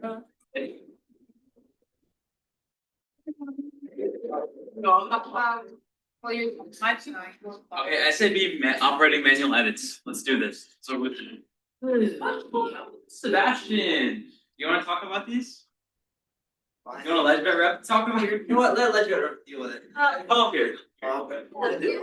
This is that bigger vision you were talking about. Okay.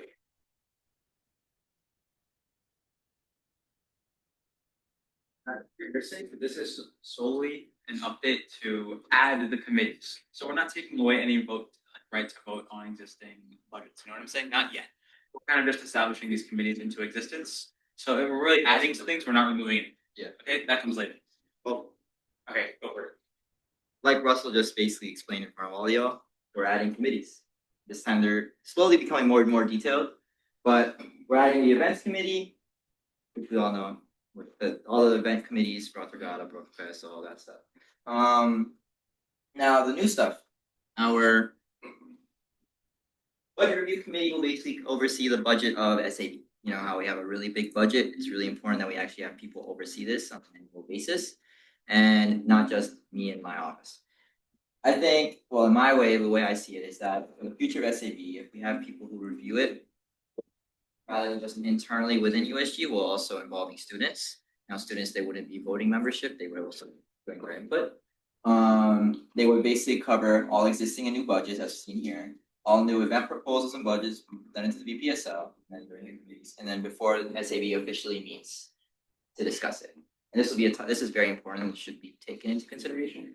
And then open agenda session shall be conducted at the end of the meeting. Attendance, this is still going to be added, but SAB treasurer is expected to lead the budget review committee. If not, they will be appointed by them. So, and one SAB senator is mandatory for attendance. Chaired by SAB treasurer, as I mentioned earlier, and included senators, blah, blah, all that stuff that I just mentioned. And then shall be called upon by the SAB treasurer, who will be the chair, or the VPSL at the same thing, the discretion of the chair of the meeting. So funny. Budget committee shall convene prior to conclusion of the spring semester. So at the end of the year, before the start of the new academic year, they will discuss the budgets for the year, the incoming fiscal year. And that's budget committee. Assessment committee, they will basically, they're the umbrella of all the committees. They oversee the general success of the SAB. Their whole gist is to basically make sure SAB is not only following the guidelines of the operating manual, but also the USG Constitution and all the bureaucratic stuff. Making sure we're within compliance and everything is going smoothly and our money, the SAF is being spent well. Yeah, so members will consist of, so they would meet at the beginning of the fall semester at least 3 times, beginning of spring and end of spring. Obviously, it's not going to be precise on dates, but that's the ideal timeline. Because when you look at the start of the year, you need to review the budget that was set. If anything needs to be changed, budget review committee can discuss it at the beginning. End of semester, same idea. If anything needs to be changed for our spring events, and then spring semester, they need to review kind of the budget review for next year and all that cool stuff. Additional meetings will be called at the discretion of VPSL or at the advice of the attendance members. And attendance members, blah blah blah, are wow. Live lecture. This one happened. So they're in charge of assessing the success and effectiveness of the SAB, events committee, and budget review committee. Open agenda sessions are also there, and then committee will be attended by SAB treasurer, both SAB senators, VPSL or proxy, and VP of comms. And they will be chaired by the VPSL or someone appointed by the VPSL, and they will include attendance from at least one additional SAB committee member, which we call it the bylaws. But yeah, any questions?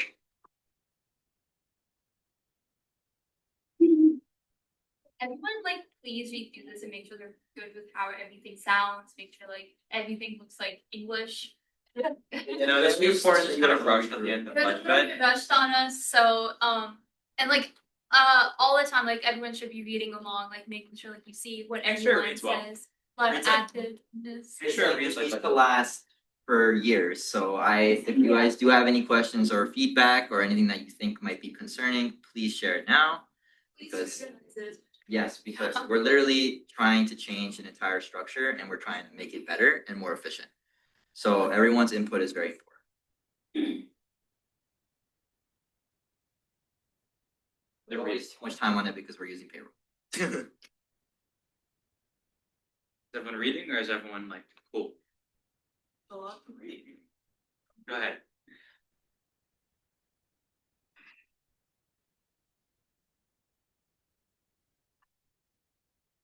Senator Dunn?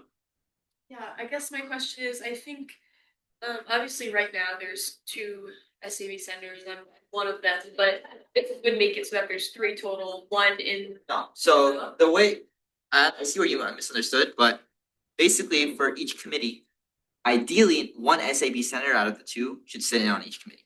Now, for the assessments committee specifically, both SAB senators must sit in on that committee. So they don't have a choice. So the SAB senators have to sit in on that specific committee. Because So this will be, if this is implemented, that will be like. that's would be one of the responsibilities of the SAB senator, yes.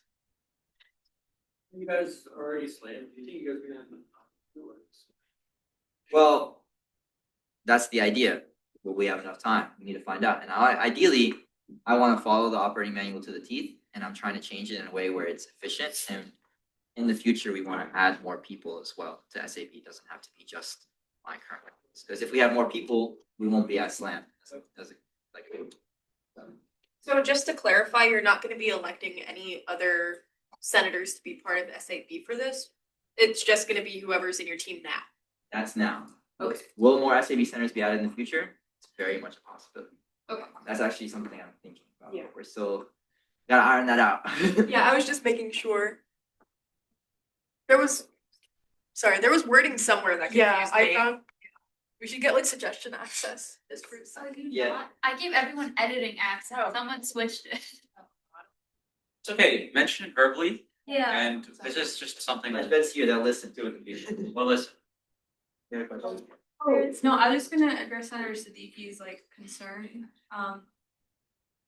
Assessment committees meeting like 3 times a year, and then events committee is already happening, like Rosh Bagada, Press all this, like that's all already pre-existing, and then it's like the only real, like with all the edits that Sebastian is looking to make, budget review committee also shouldn't be crazy, like if, some kind of increased efficiency is increasing, so it really shouldn't be like too much of a, it might seem like it's a lot, but it's gonna be like,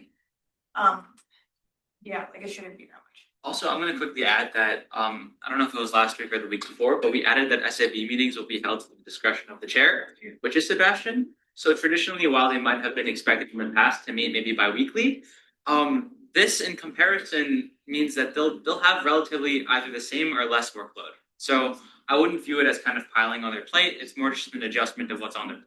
If that makes sense. More questions? Senator Dunn. Decides which SAB senator is assigned to which of the committee. Well, that's actually a great question. So that's actually a great question because right now it's not mentioned in the actual bylaws. So what it means is that the VPSL will basically appoint a senator or give them the choice to if they want to sit in. But for assessment committee, it's mandatory for at both SAP senators to sit in. So that should be something that is specified, yes. So Let's hear it. So what do you guys think? Yeah, do you think they should be appointed by the VPSL or chosen by the chair of each committee? What do you think? Should it be voluntary? Or should both? I think, well, the assessment committee both need to be there. Gotcha. For assessment, you will have two SAB senators, right? For assessment committee, they're both of them have to be present regardless. As far as event goes, it's one of them, right? For event committees? Yeah, so one of them has to be present. It's either event or a budget. Well, Sorry, the budget committee, sorry. budget review. Budget review, yeah. One SAB senator. Yeah, one, right? So yeah, our first suggestion is it can either be like if you want to go by appointment, that's fine too. But if you have to do them, they can even go in rotation obviously as In well. rotation, yeah, but ideally, for budget review committee, I would ideally prefer to have one SAB senator consistently sit in so that they're not missing out on anything, they're all on the same page with everything going on in the budget review, and they can accurately represent the budget review committee. So Just a similar like concept, is there a reason there's no senator for the events? No, so Or is there? this is just the amendment in the full operating manual. See how it says as mentioned in B and C? Yeah. So that's literally like in the above section, like the page right above it, there is outlines what each event committee does, and the event committees are chaired by program coordinators. They're not chaired by the senators. But senators can sit in on those committees because as you guys seen with the Spooky Brook committee, you apply to join it, and there's Yeah. different subcommittees within the committee. So SAB senators are more than welcome. They will actually be they're advised to join it. It's not signed as the budget one, or. You have to be in the budget committee, one SAB senator, two SAB senators in the assessment committee, and that's fine. But I do like the point you made where like we should like Figure out. designate how they're appointed. But right now it would basically mean that they're appointed by the BPSL or proxy. Any more questions? Wait, before you guys do this, was this resolved? You're still talking about it. Yeah, it's like right now it's basically it just means that they're gonna be appointed by the BPSL, but they should be added to the amendment. So we can add it right now. Okay, wait, so let's like get into this and then we'll hit this point too because it's valid. Let's just all kind of come together on this one thing. So okay, so correct me if I'm wrong, your concern with Senator Dunn was that we haven't specified which SAB senator would have the additional role of being on the budget review committee. That means that it's undecided. We don't know if it's at the discretion of the chair. We don't know if it's appointed, voted, whoever chooses.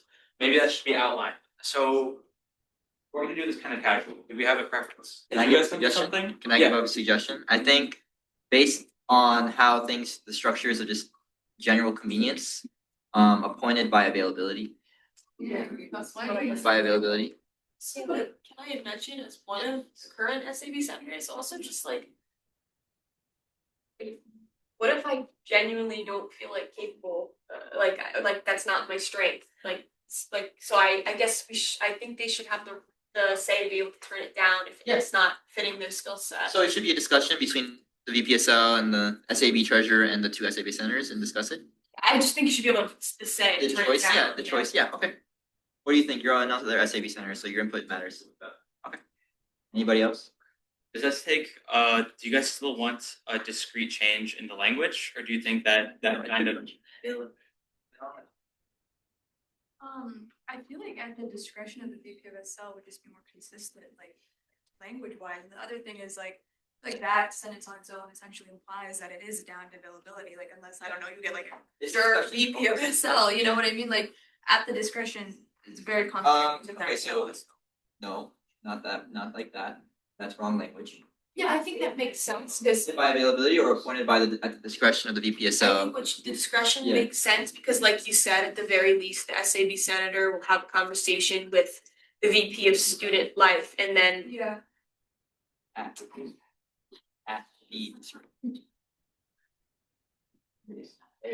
Okay, I'm just worried that that doesn't include the fact that the senator could turn it I down. think but I think it's also a discussion that needs to be had anyways with the SAB senators and the VPSL. That comes down to common sense, and does everybody have common sense? That's another question of its own. But for this year as a trial run, like I mentioned in previous Senate meetings, this is something that's going to be actively changed throughout the year, and this is something that I also mentioned before. Requires the involvement of all of you, including EC, to discuss and actually figure out what is the best way for SAB to move forward. And this is part of that. So if it's something that comes up later on and it becomes, hey, this is kind of a concern for the future, we could always come back to revise it. So don't think it's final. None of this is final. Any more questions? So you spoke about like student voices being present in committee. Can you talk a little bit more about that before I ask a follow-up? So student voices, you mean general body? Yes. So for all of these committees, I expect general body students to join. They're going to be open. Budget review will be open, assessment committee will be open. Students can sit in. And like I mentioned for our SAB meetings, ideally I would do it during open floor, during Senate or something along those lines. Now we're at my discretion. It will always be open to the public. Students' input is very important. Now they can't be voting membership because a lot of this internal committee things related to at least Brofest, like those event committees are closed. But to pivot around that, having their input, their voice, especially within budget review, and them knowing the general like broad budget for like Brookfest or a comedy show or drag show or all of our individual events is good, and they give their feedback, they could discuss, they could go to their friends, they could talk about it, they could bring their friends to the meetings, and then they can share their opinions on it. Now, for my vision for these different committees as BPSL this year, I want them to be able to communicate, and I will be taking their feedback directly because their feedback matters more than whatever I think internally USG thinks. And that's just because we only represent we represent all the students, but we're also our own small demographic. And when at least 20 students ideally would come to this meeting, that's another whole committee that's basically acting as another Senate that decides that. That's how I view it. That's really how I view it. So their input matters, and in short, this really just matters. And I will be taking full I'm very invested into what they have to say. No, I think that's great. Obviously, like, you know, opening it to the student body would be ideal. I mean, you know, these are stuff for them, and so we definitely want their input. My one comment would just be like, just opening it directly to the student body. I don't know if that's the most efficient way to go about it in terms of like just getting people to show up and, you know, be present and participate in the meetings. I think maybe we were discussing something maybe like along the lines of like bringing the street team or you know, having some sort of like voluntary form where like students can sign up and like, you know, you can count on these people to come, not necessarily like a mandatory thing, but like, you know, more so just like giving people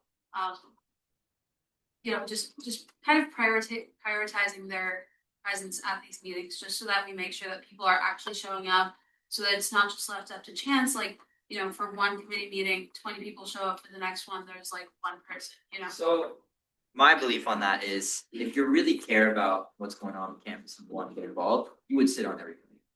We have a returner who's been sitting on each Senate meeting since he figured out there was a Senate. You know, there you go.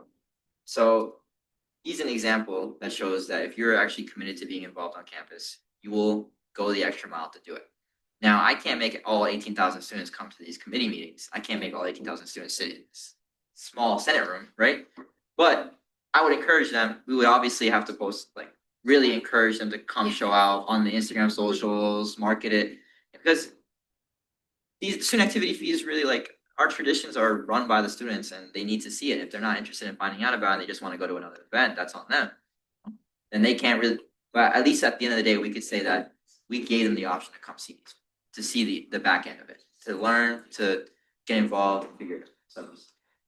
So, I think, as is said before, we can just try this and see if it crashes and burns. We can try it. Yep. But we haven't tried this yet, and we haven't tried the kind of social media presence that we want to have for it ever. And if it's not good, we will change it so it can be. When that came into like the budget, like first of all, one of the number one things people talked about like campus life. There needs to be this, and there needs to be that, and then SAB should do this, and SAB should do that. This is essentially providing a foundation of base for us to say to people, well, if you want to see that, then there is an avenue for you to come in and voice it, right? There's really not like, again, if student like Seth said, if students really, really care, there is an avenue for them to express that. And it's you know, at that point, they're choosing willingly not to attend. And so it does fall on them also as participants of the university to share this responsibility with USG at large. I think this is a great base to start off of, and then like Senator Lefecki said, if we need to build, then we can. And this is a very new thing, but rather than like, you know, constantly just debating it and building, we have this thing, so we get it out there, we see what happens, and then we continue to either deconstruct or build, rather than just letting this, you know, stay in the Senate room forever and never really get anywhere, and then we don't get any actual feedback. But Miriam was saying, like, in this sort of talking about like maybe to clarify people who want to attend. So I just like put like invitees section question mark, because if you like invitees and like people invited to this committee is like included but not limited to like the student body, SAB street team, you could make like a list like that. And just to like, I don't even think we need to mention invitees. We should say open. It's open. Yeah, it's open. It's an open agenda. Like add like all of these meetings It would be posted, ideally, in an ideal world, maybe not this year, ideally this year. Post on SB Engage, like how Senate meetings are posted on SB Engage. That's what I think. The issue of involvement is separate from this. We should vote on this and figure out if we're actually gonna vote or not, and then talk about involvement. What it actually. Have a whole discussion, yeah. Like all meetings with budget, if you made it free. Just summarize the whole thing. All of them are open to public. So you could just go all the way to the bottom. Just summarize it. Be like, all meetings, Be open to the public. all committee meetings will be All open to public. meetings will be open. Wait, hold on. We can't say But that. not like fest or like events. Because not all of them are open to the Yeah, public. so no. Except for. Oh, executive session. Yeah. We don't even just have the discretion. Yeah, I think also. Let's see. I was gonna only put it. No, but some committee meetings are closed, like Yeah. for best and comedy show. Yeah, but I'm not putting it under that. Okay. You want budget. So you want to specify on budget review and assessment? Yeah. Okay. Yeah, you can do that. And then Kaya had a comment.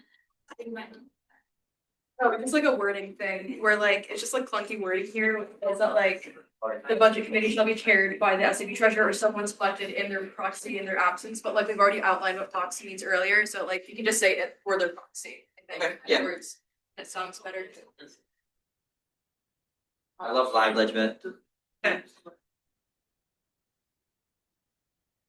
Any other comments? Let's Let's do this change quick. Is anyone typing that up or making a? Yeah, editing access. I was just gonna let you. Oh, no, make a suggestion so that we can see what we change. See if I can.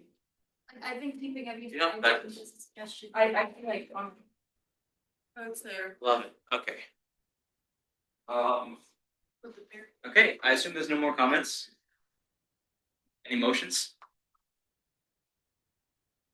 I'm not gonna do this right, but is it motion to approve this question or is it motion to approve?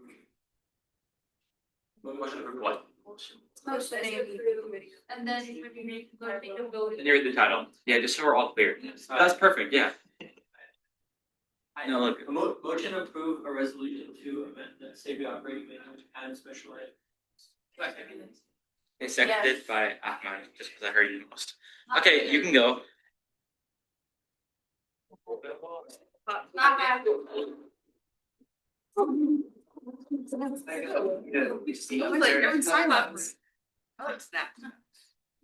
How many senators do we have?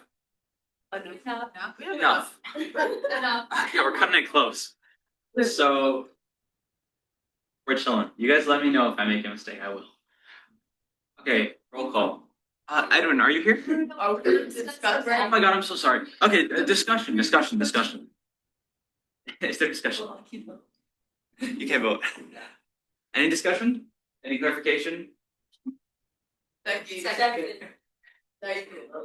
Okay, now we do a vote. You can write anybody for the second. Edwin, can you take a tally of the ayes and nays and abstains? Yeah. It's lagging. I know, lady. Huh? You look home. Your position Thanks, has man. been. Okay. Okay, ready? Yeah. Okay, let me know if no one's here. Senator Ahmad. Aye. Senator Amene. Senator Arai. Aye. Senator Barkay. Senator Dimma. Aye. Senator Dunn. Aye. Senator El Feki. Aye. Senator Banner. Aye. Senator Iftikhar. Senator Davis. Aye. Yeah. Senator Mahmood. Aye. Senator Mabel. Senator Powell. Senator Rahman. Oh, gone. Senator Rothberg. Aye. Senator Yadav. Aye. Senator Kyamin. Aye. Senator Siddiqui. Aye. Okay, this passes unanimously. You can erase that board. Did you get all the votes? Wait, I can eat it. Let's erase that. Now I can't. Go, this girl. Oh, no, not you, me. Oh, can you get on this way? I don't know how you're up. It's just like a simple color. Oh, that okay, was so they're separate. different. Really? Like it's. Yeah, if you rearrange So I the sound letters, like it's gossip. state. That's where it came from. Oh my god, no. Yeah. Sound like there's some crazy.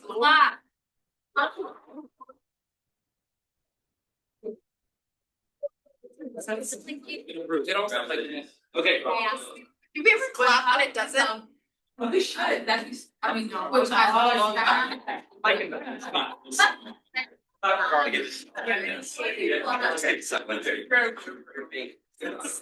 did it. So, doesn't mean we're done. Okay? Open agenda. No. No. Okay, so all of you quiet down. I don't know what y'all are doing over there. Just like quiet down for a second. We're going to be going over our Senate Rep program assignments. I'm sure all of you have seen the sheet. So I'm going to be going through it. I'm going to be taking questions from you guys. Okay? Not that complicated. So all of you submitted a form explaining your interests and your first, second, third, fourth, and fifth choices.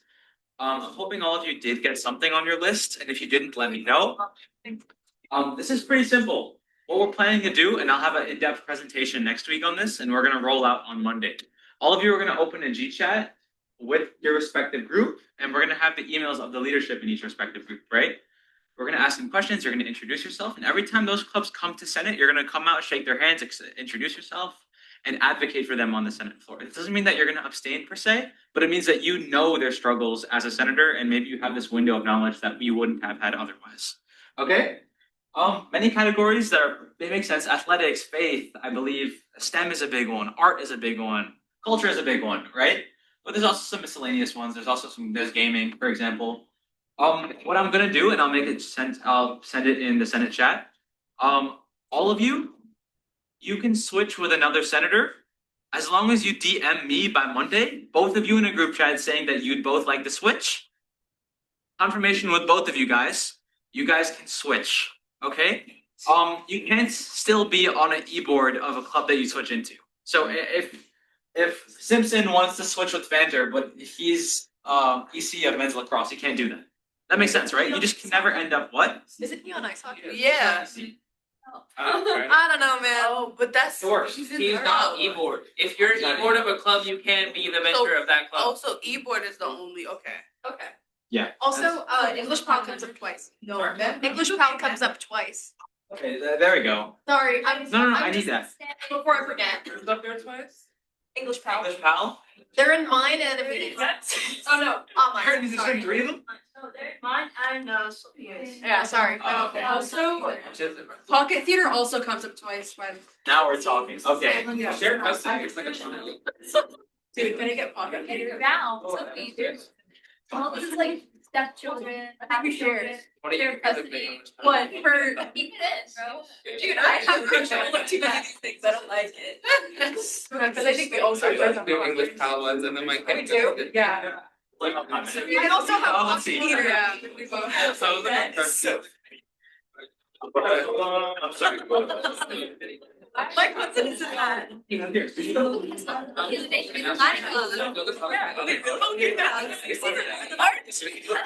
But she's not your actual cousin. She's like your cousin. Yeah. And I'm Like, anything guidance counts. Southern Street. Gave me my last one. I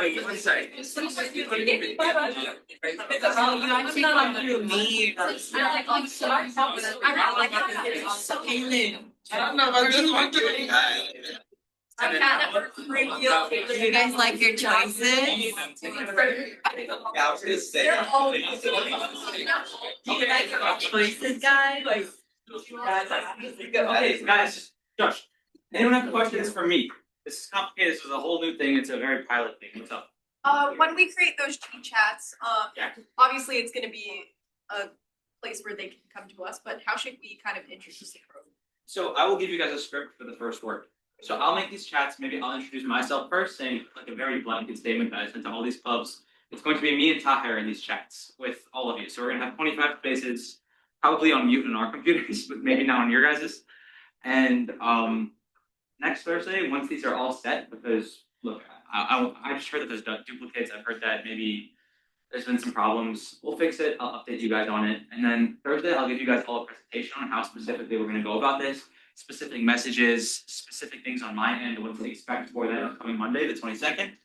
And we're going to do it. We're going to see how it goes. Okay? Senator Do Iftikhar. you have a date for when we're like actually gonna start communicating? Is the 22nd the Monday? Yeah, 22nd. okay. It's the 22nd. Yeah, it's the Monday after Wolf. Any questions? Anything else? Okay. Yeah, so you don't have to abstain if they ever do community center.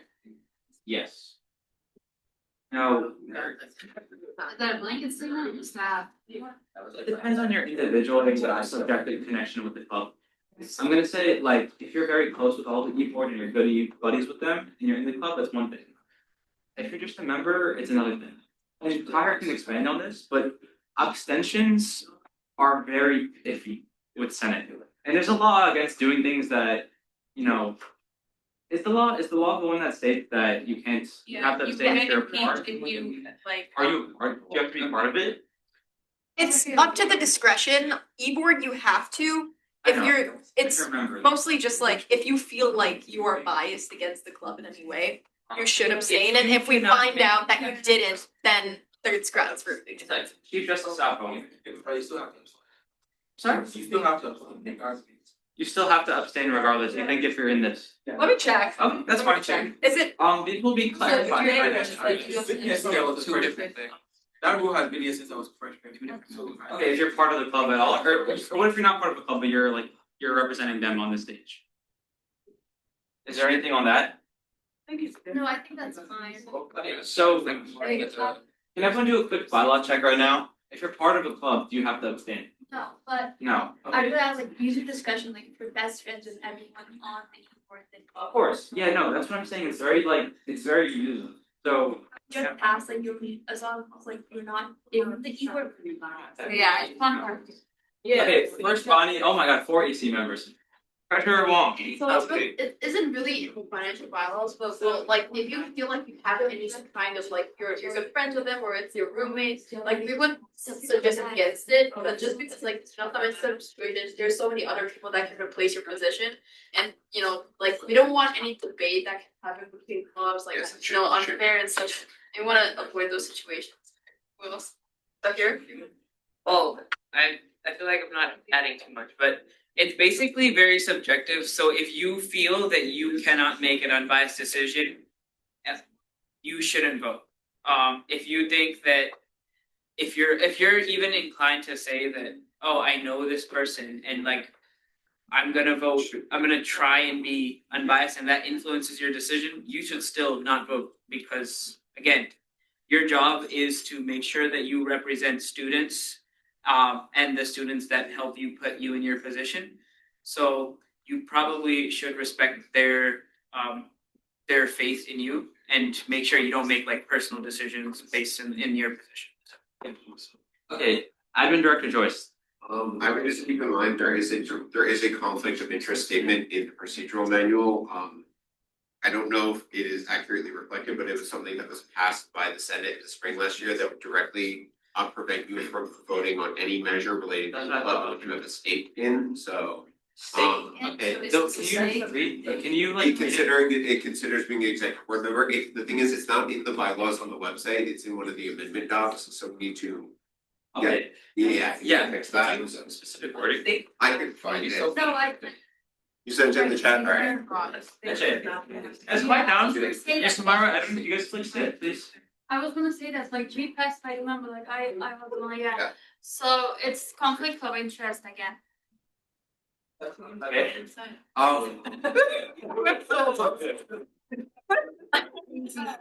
Lauren. It says you must recuse yourself if in regards to RSL, agency, campus entity in which you're an active member of. Okay, great. So maybe I'm gonna reframe these quickly so that you can't be a part of the club that you're representing. Is everyone in verbal agreement with that? Yeah. Okay, great. This might take a little bit longer then, but you know, this happens. So we can't join these clubs. Yeah. Fine. Yeah, can you? Yeah.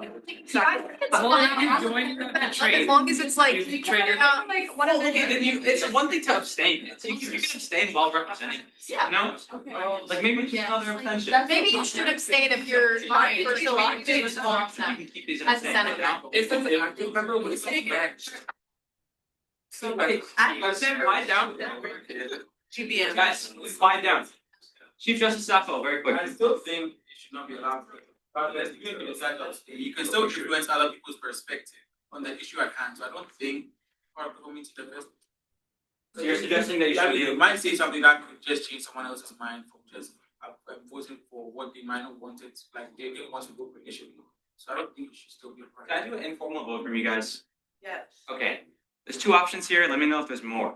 Okay, either we can keep these the way they are, and many people in these categories are in the clubs they represent. I thought that was an advantage because, and I mean, maybe it's wrong, but like I thought it was an advantage because they might know the struggles of the club better. They might better able to be representing them, but they must abstain. Okay, that's one option. Or they can't abstain, but at the same time, they have to re-choose into clubs that they're not a part of, and then maybe they can't join these clubs. So there's that. Let's say option one first. Yeah. I think, I think like if we have people, we send people to like represent a club and like advocate on behalf of the club, and then behind their backs, that person might possibly vote against the club's best interest or like something the club might not agree with. I think that kind of builds distrust. So I think it'd be best if like the people representing the club do abstain. Yeah, I agree. Okay, would that leave it? Okay, one sec. To you guys, would that leave it okay to keep this the way it is, where they can be members of the club, but they must abstain? Yeah. Much better. Any no's? Well, I had a question. What constitutes active membership? Yeah. Like, is it going to one It's the same. meeting? It depends. Wasn't that important? Okay, quickly, VP wants to welcome, and then she. I will does the just top row. say this, like, let me just put this out there. Again, USG would never tell you to not join clubs. You need to be as engaged as possible. And so if you think that the clubs you represent have, like, you have interest in them, please feel free to join their club. Just make sure that when you're representing them, to put up to make sure that your purpose, like, to remember what your purpose is, and like during representation, and to abstain vote when you vote. So I think the safe bet here is just to abstain regardless. Yeah. Chief Justice Sappho. Just like the way we do it for spring budget weekend, another thing you can do is just excuse yourself from doing my lap money. You don't have to. You can't tell someone not to join a club like what. So you can't tell someone whether to join a club or whether not to join a club. But you can excuse yourself from that process at that time, like the way we do it for like our spring budget weekend. That's the most logical thing to do, and abstain. Okay. Senator Yadav, did you have something you wanted to add?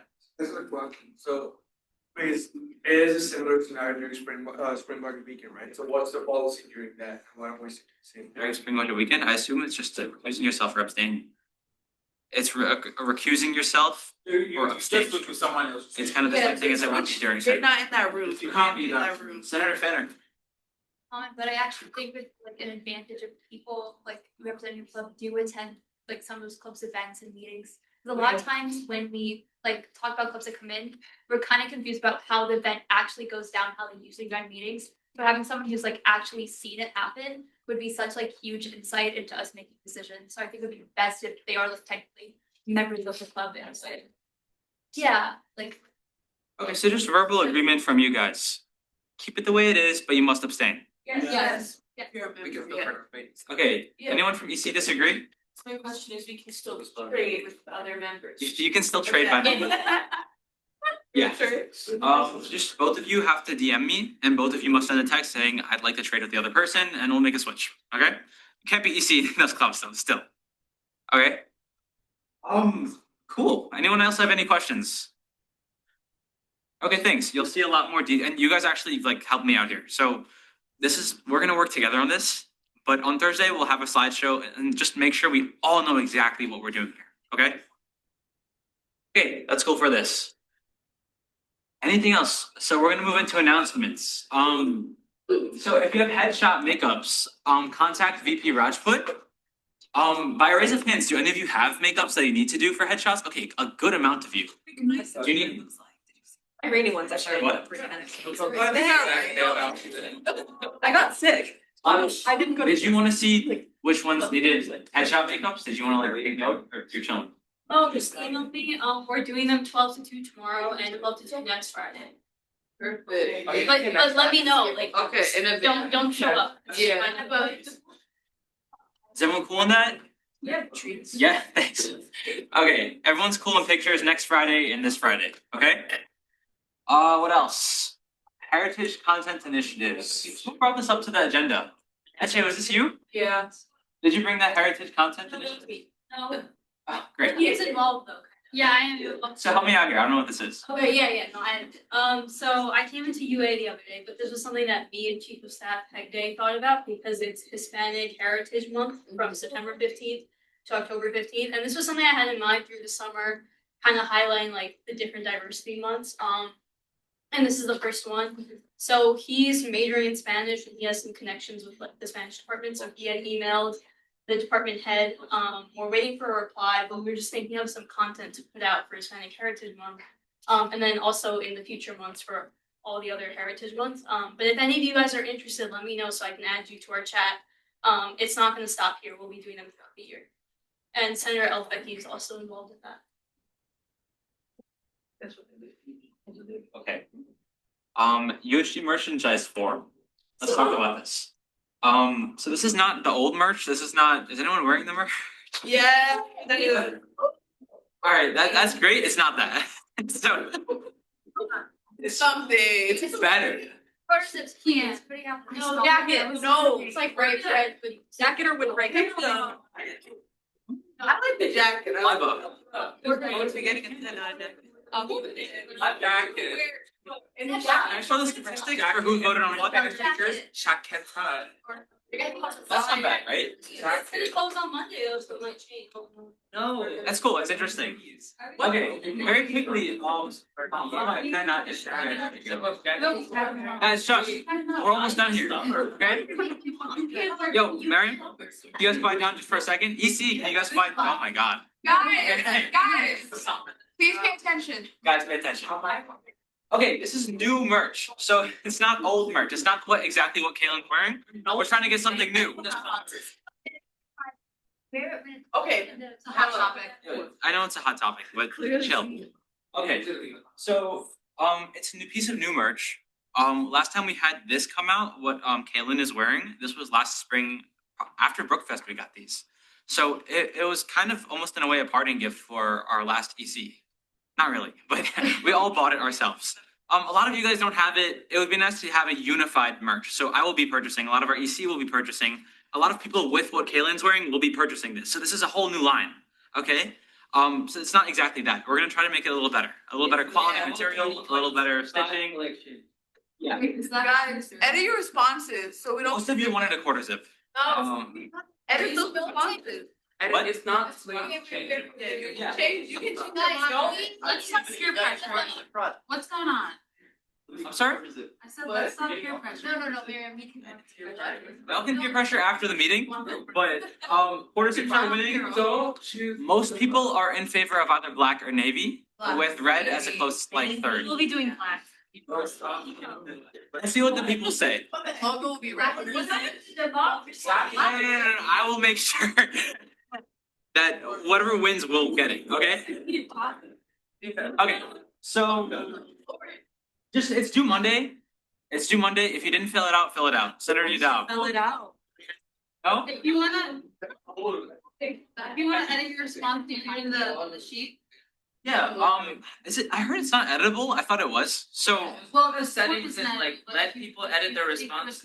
this is an intake form. We're just trying to see if you guys are interested in merch. There will be another form when we come up with something. Low pressure.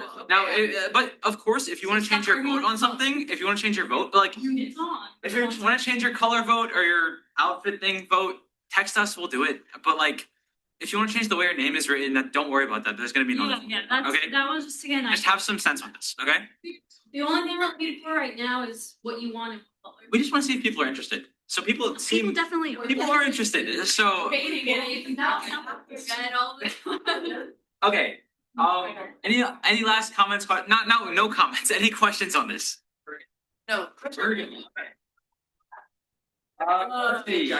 This is an anonymous Senate retreat feedback form. Okay. During the spring, we will be having another Senate retreat, just like the last one. And at that point, we're gonna know each other. So we're gonna know about how committees work and stuff like that. But our big hill to kind of climb during next semester is spring budget weekend. Yeah. That's gonna hit us like a truck. So we want to prepare you guys for that. It's a big thing, and we're gonna try to make it more interactive. We're gonna try to make it a little more structured. But if you guys have anything you want to tell EC as to how we can improve what you enjoyed, what you think should be more emphasized in the future, I would love to hear it. The rest of EC would love to hear it. So fill it out. It's anonymous. Okay? Libo. I got it. You got it. Guys, shut up. Libo.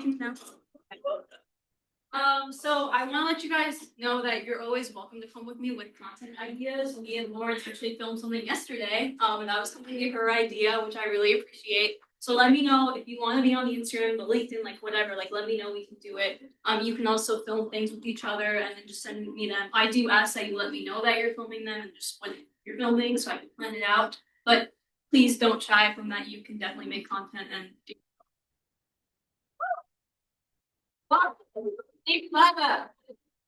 Okay, moving into open agenda. Anybody have anything they want to share? Senator Mamel. Guys, quiet for Senator Mamel.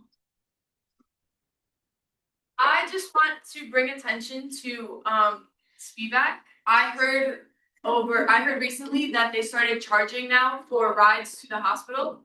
And on their website it says, why is Speedback billing for transport services now? And it says to address the increasing expenses and to ultimately reduce the costs, blah blah blah. These funds will enable Speedback to continue to provide the highest levels of care consistent with their mission.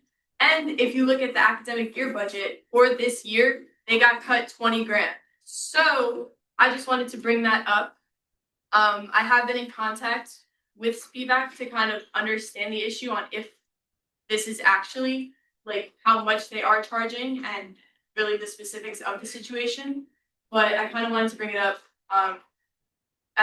from a treasurer perspective to kind of something wanting. Is anyone from East? Yeah, what's up? Because that's weird.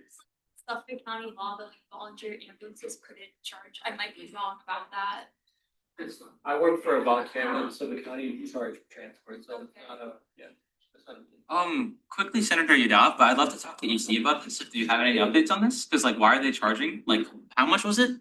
free. We heard that it was 3 grand. $3 for transportation. So, It's a lot of It's a dragon legs. just to add, Dragon legs. 3 grand. It's more like they send. Well, they'll try to get it from your insurance, but then if you don't have insurance, they'll send you a bill, and they don't try to collect it from you if you don't like. They'll send you a bill, but if you don't pay it, they're not gonna. They don't send it to That's still crazy. Okay,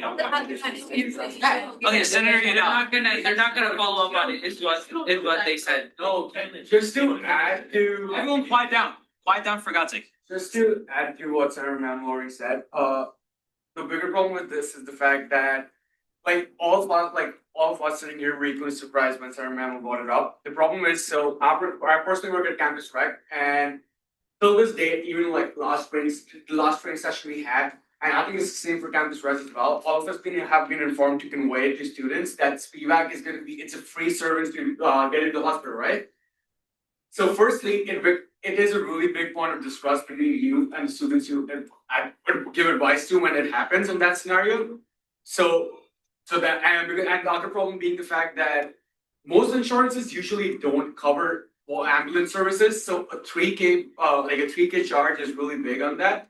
And then comes to the fact that our school policy itself states like, okay, so in some scenarios, like it's also the fact that, okay, if it's not a really critical condition where you really need an ambulance, you could have had someone driving there. But our school policy also instructs us how we don't have, like, technically, freshmen and sophomores can't even have cars on campus, right? You don't expect someone injured to take the bus and go to the hospital or something like that, right? You want to go and have the safest available to go, and they all had this facility before that, and now we don't. So, and the fact that we're still informing them as such that it is free, but it's not anymore. So it creates a point of distrust between them. It should be something we should solve. Either get the charge down or work it out how we get it free again, or at least the fact that it should be informed to all departments to update their policies and guidelines. Okay, everybody quiet for this. We just want to hear everybody, and I promise I'll give everyone a chance to speak. Okay? SCA Director Marullo. So, want to back to make sure that we're actually following through on things. So the other conversation about safety and concerns for your students. So who along with Senator EC wants to take on following up with leadership and campus residences, Manny Cortez, et cetera, about the bathroom lock situation? That's a Manal, great, so Manal's gonna follow up on that. So on this front, I think it's a really valid point, especially that. 'Cause so there, when you're out and about in the world, I think people always have concern about that and like refuse an ambulance ride and all that, but if you're like to the point like correct center, it's protocol to be like, oh, and if you're telling someone, no, you're good, and then you're actually lying to them because like you're not good, and then they get hit with a bill, like that's a significant issue. So SPEVAC is currently a recognized student organization that you all founder an MOU, and they also get a lot of oversight and increased oversight because of the risk of what they're doing from enterprise risk management. So I would definitely recommend contacting leadership there. Gregory Companion is their like professional staff advisor, and Mohamed Balazi actually used to be a SPEVAC chief when he was a student here, and is now works in student affairs. So either of those folks, I think, would be who to engage in that conversation. Is anyone passionate and wants to take on that outreach? Okay, how about you guys can coordinate amongst yourselves after the meeting, but I will make sure it happens. Yeah, want to make sure we're actually not just talking about stuff here and then following through. And if folks need names of folks, let me know. And if you're not getting responses from folks, let me know as well. For clarification's sake, is this partly because we deducted their line budget? That's what I'm saying. That's what it kind of comes off of sometimes as, and I just want to make sure, I mean, we're USG, we're all here, so let's like. Hey, do we know why we deducted 20K from their budget? But I'm looking at their. Part of that was for a new ambulance. Yeah, see, I was under the, and this is really vague, but I thought they like had a big expense last year that they don't now, and like that's why we did it, but. So I remember from looking right now, like they paid 37K for their ambulance loan, and I think that's over now, so they don't need 37K yearly, and they also did spend 10,000 on company dinners too. That's a big thing, and they do have a lot of external revenue as well. Right? A lot meaning $225,000 of external. We don't know their expenses, I guess, I mean, I don't know, so Senator Fenner. Like things like volunteer like ambulances and like firefighters too. Like I think the dinner bill is that bad. Like they're staying overnights, like they have long shifts. Like I think it is fair that they do keep the people there so they don't have to. Okay, well, agreed. Okay, I'm sorry, Senator Alfaki. Okay. I was gonna bring something up before, but I think it was covered. But just as a preliminary question, can we find out if that bill is going just directly to them as a student, or is it going to just solar? Or is it their student health? I think we need some follow-up with SPEVAC. It's on their website. Is it on their website? So it's on their website. It goes through a third-party billing company, and then like it says on the website that they're gonna like they don't ask for any billing or health insurance information or care. After that, like once you're done with it, they're gonna so you get a mail, like you basically get back into a third-party billing company that handles all of it. But the problem is, so they do send you an email, right? And they have it's said on the website itself that if you're not able to pay the bill or insurance is covered, there is a thing called some hardship fellow, something like it's on the website. I don't remember the specific name. Basically, you can file out an appeal saying that I don't have money for this. Is there any way this can be exempted? But then How do they cover it? Like why are they asking for this money in the first place? yeah, but that's the thing because the service has been free throughout. So, and I personally feel like such an important service on campus, at least on campus, any on campus emergency should be free.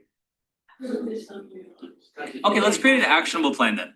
Okay, Christine, who did you recommend a senator would reach out to? You said ERM. Yeah, Gregory Companion specifically. Okay. Anyone who's interested, come to me after this meeting and we'll discuss this. Someone else should reach out to SPEVAC directly and kind of clear that up with them. We can meet on this. This is big. That's like a big thing we should solve. Okay. I'm sure they have a more in-depth reason than their website might suggest because it just costs, doesn't make sense. Azim? I just want to bring something else up. So next week, the LIR is supposed to go on strike, which is going to affect a lot of commuters on campus. So I drafted some resolutions just to send to administration some things USG could do and all that. So I'm still working on it. We can talk about it. But that's, I guess, next week. It's good to know, honestly. Maisha came up to me and said that that might be the reason that she's gonna be virtual next week because she doesn't know if there's a train going home. They said So- the potential strike starting this 18th. September 18th. Yeah. Potential. It's on the MTA app. It says like there's a strike. Manal, did you have any comment about the SPVAC situation? Oh, yeah, I mean, obviously, hopefully it resolves and, you know, maybe it does remain a volunteer organization, but if it doesn't, like, I just wanna put it out there, like, we should definitely contact them and ask them to remove the word volunteer from their name, because it is, again, like, Senator. Not gonna Please pay make it. an Not gonna announcement. pay it. Yeah, I mean, It's okay, just ignore it. the point is, like, people should know, like, volunteer implies free. Yes. Because so I'm working for a volunteer agency in Suffolk County and they label it as volunteer, but they still bill for a transport. So Semantics don't matter here. Yeah, It's okay. I say let's just figure out what's going on first. Got and it, then yeah, we'll we go don't from have there. all. Okay. You know, I just wanted to put it out. Okay. Lauren, did you have something to add? yeah. Great. So, yeah, anyone who is interested in this thing, come together, go to Azim, and I'll come with Azim to myself, and we'll make an actionable plan. I don't know how many students have already been affected by this. Gazik, Me and Sarah Memo are personally down to working with SPVAC, like contacting SPVAC on this and running point and figuring out what the scenario is and why this happened from their point. great. We'll make a Google space for it. Okay. We'll still talk about it after the meeting. Okay. Any last comments about that, like as a whole? Oh, nope. Okay. Any other open agenda items? Senator Dimon. So Rakai actually reminded me of this. Like last year, Tahir and I were trying to get composting on campus, and it kind of was at the very end of the spring, so we weren't able to do it. But I have a buddy who's he's like one of the sustainability interns for the sustainability coordinator on campus, and we just so happen to have a class together. So I'm gonna like hang out with him tomorrow and see what the scoop is. What is? Good work. Okay. Composting. Yeah, yeah. All right. New remarks. Admin Director PJ. It's Christine's birthday this weekend, and we wish her. Oh, happy my birthday.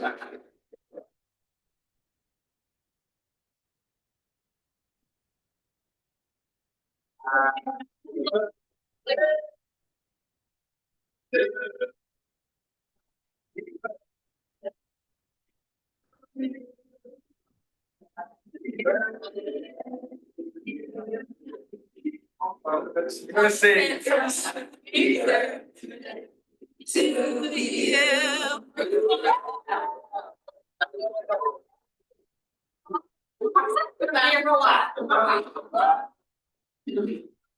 Okay. Any other open agenda items for us? Anybody? Okay. Cool. Let's see. Okay. So I'm gonna answer. What time is it? Perfect. Oh wow! I'm crazy. Okay. Say it. Someone say it. Motion to. Motion. Oh, I'm sorry. Oh, I'm so sorry. Fine, second. Seconded by Dimon. Okay, guys, put your name tags back here and then clean the tables and speed up people will come to Azim and myself. Thank you. Meeting adjourned. Walk out. Walk out. I didn't get that. Yay. I made freaking bang this week. Had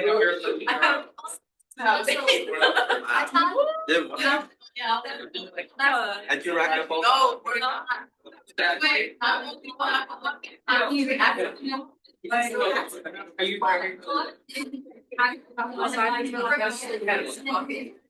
I was like talking to someone like yesterday about like some really funding issues and I was like, guys, like here, I have I like mine too, actually. I don't know, but like, oh, each of those clubs, I've met someone out there and like them, so like, I know like high five. Yeah. That's good. That's. Yo, one more thing. 3 folders for you guys. Get to the senators. Take one at a time. Right in front. USG brand. Yes.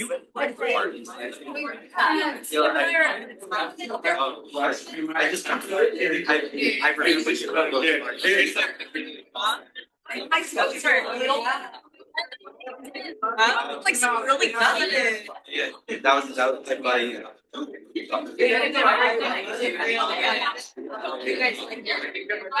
Probably spoke to like. Yeah.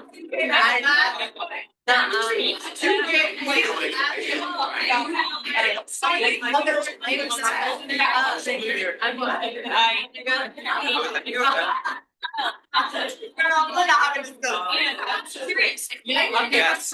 Yeah, and then I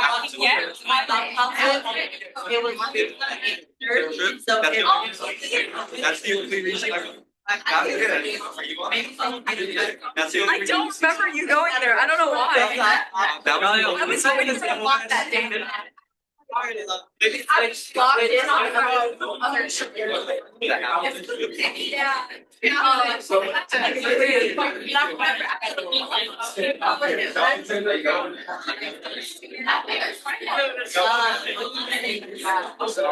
meeting was to come to Rick's like, Yeah, just because he did.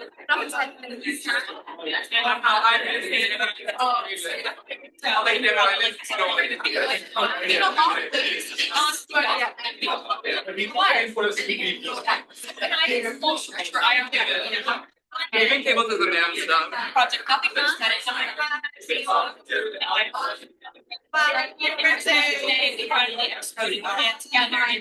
Somebody, wait, like they're just noise.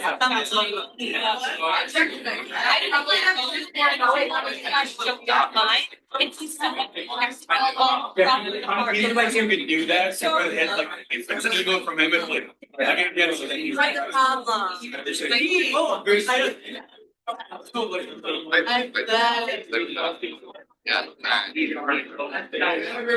Good night.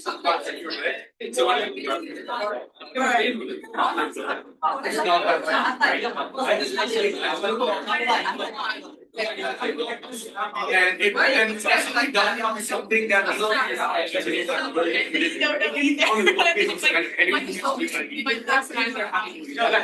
yeah, work hard. Basically, there's this company called XRD, right? Which is all access points on actors from part of the right? All back.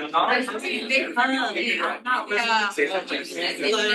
So, yeah, they're active ones do also. Right back. So,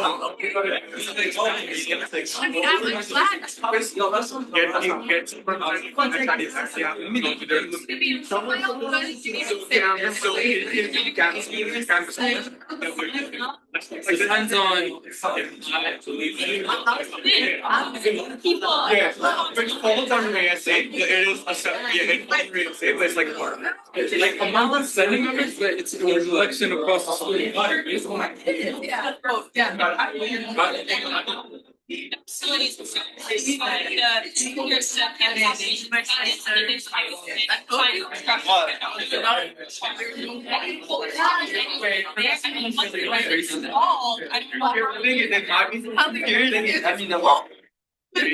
That. Oh, you don't wait, bro. It's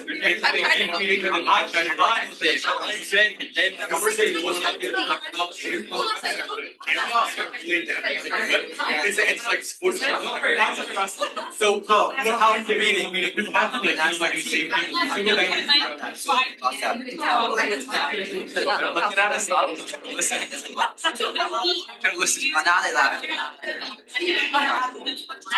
Thank you.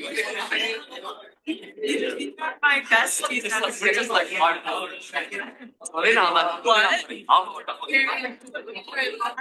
My besties. Well, yeah.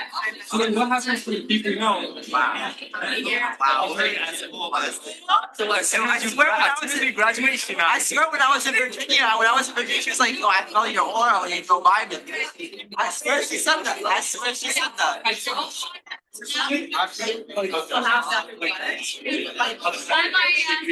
Yeah, right. They're more like, love you. Because- See, that's all generic now, it's specific needs. No, yeah.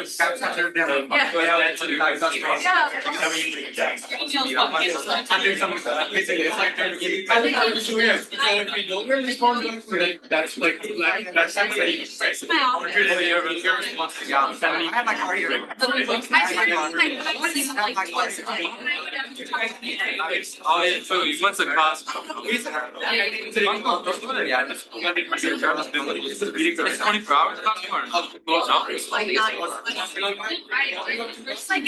Like you need members. Guys, I got you, and also Like all of that was the first time. I'm a question regarding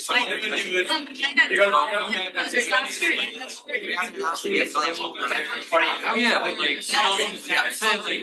like how body.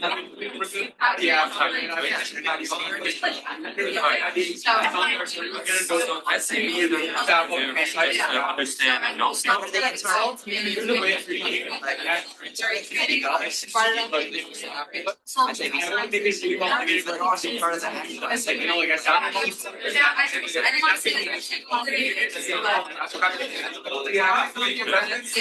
Yeah, I like your dude. Oh yeah. You guys came with, and when they put you on spot with the question regarding protests, and you answered it, you could have gone down by end. When I said it, I was like, yo, there's no way I'm getting yeah, I wrote that shit down. No, I was like, yo, speak shit done and yeah, what I got. Yeah, I appreciate you. This week,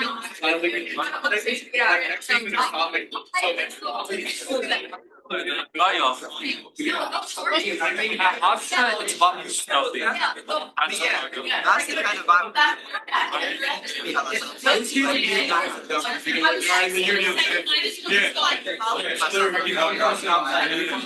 You know, they're in student meals, they come with food files. They come mad. Remember this?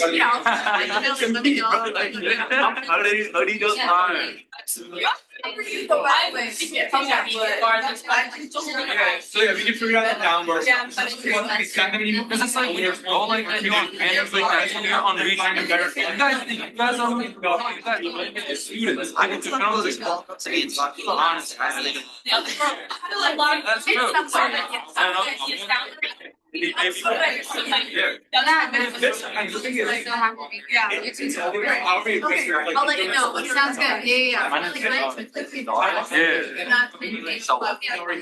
So the thing is, if you guys are doing ours, yeah, so ours probably should have a rescue book. Yeah, it's not crazy. Here's what we're doing. It's really safe. It's not the same. Keep the peace. Keep the peace. That is. It's bliss.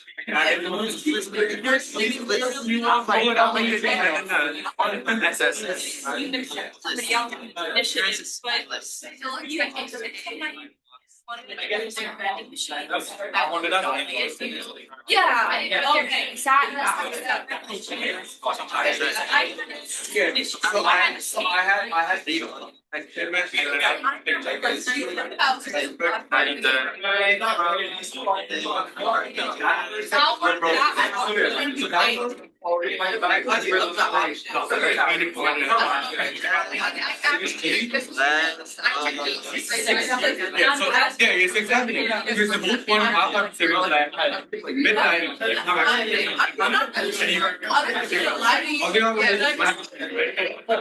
Oh, the already many seats. It's like bigger, like it's very crisply as well. I go down, and if I down goes down,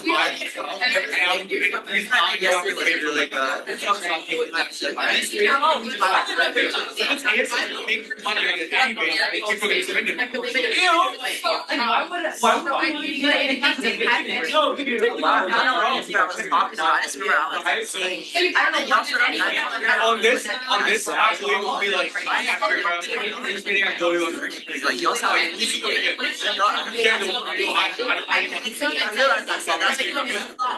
you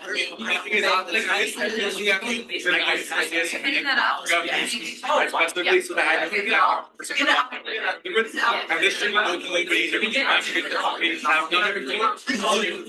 For them, it's they gotta see, yeah, so they're gonna figure out like, oh, if it's an additional thing that they're gonna with, and then they just like do it, and I blow it.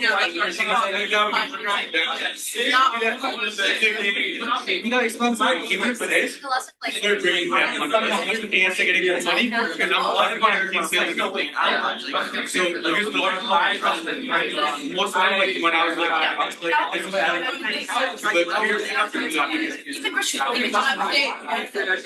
we're going like anything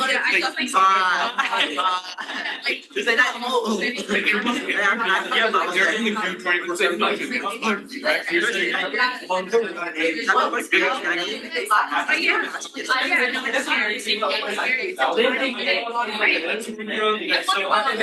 no, the thing is, no, it's maybe like it's probably done professional message, and I accepted, nothing showed up. Wait, that's not the thing. But it did get this done all the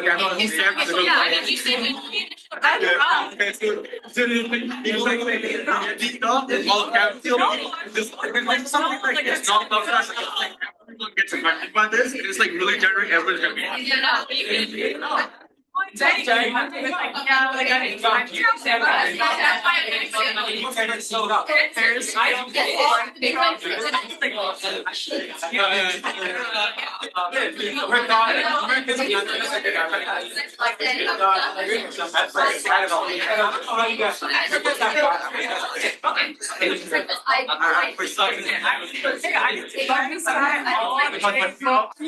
Now we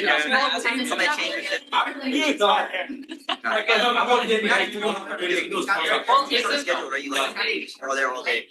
I know more about you.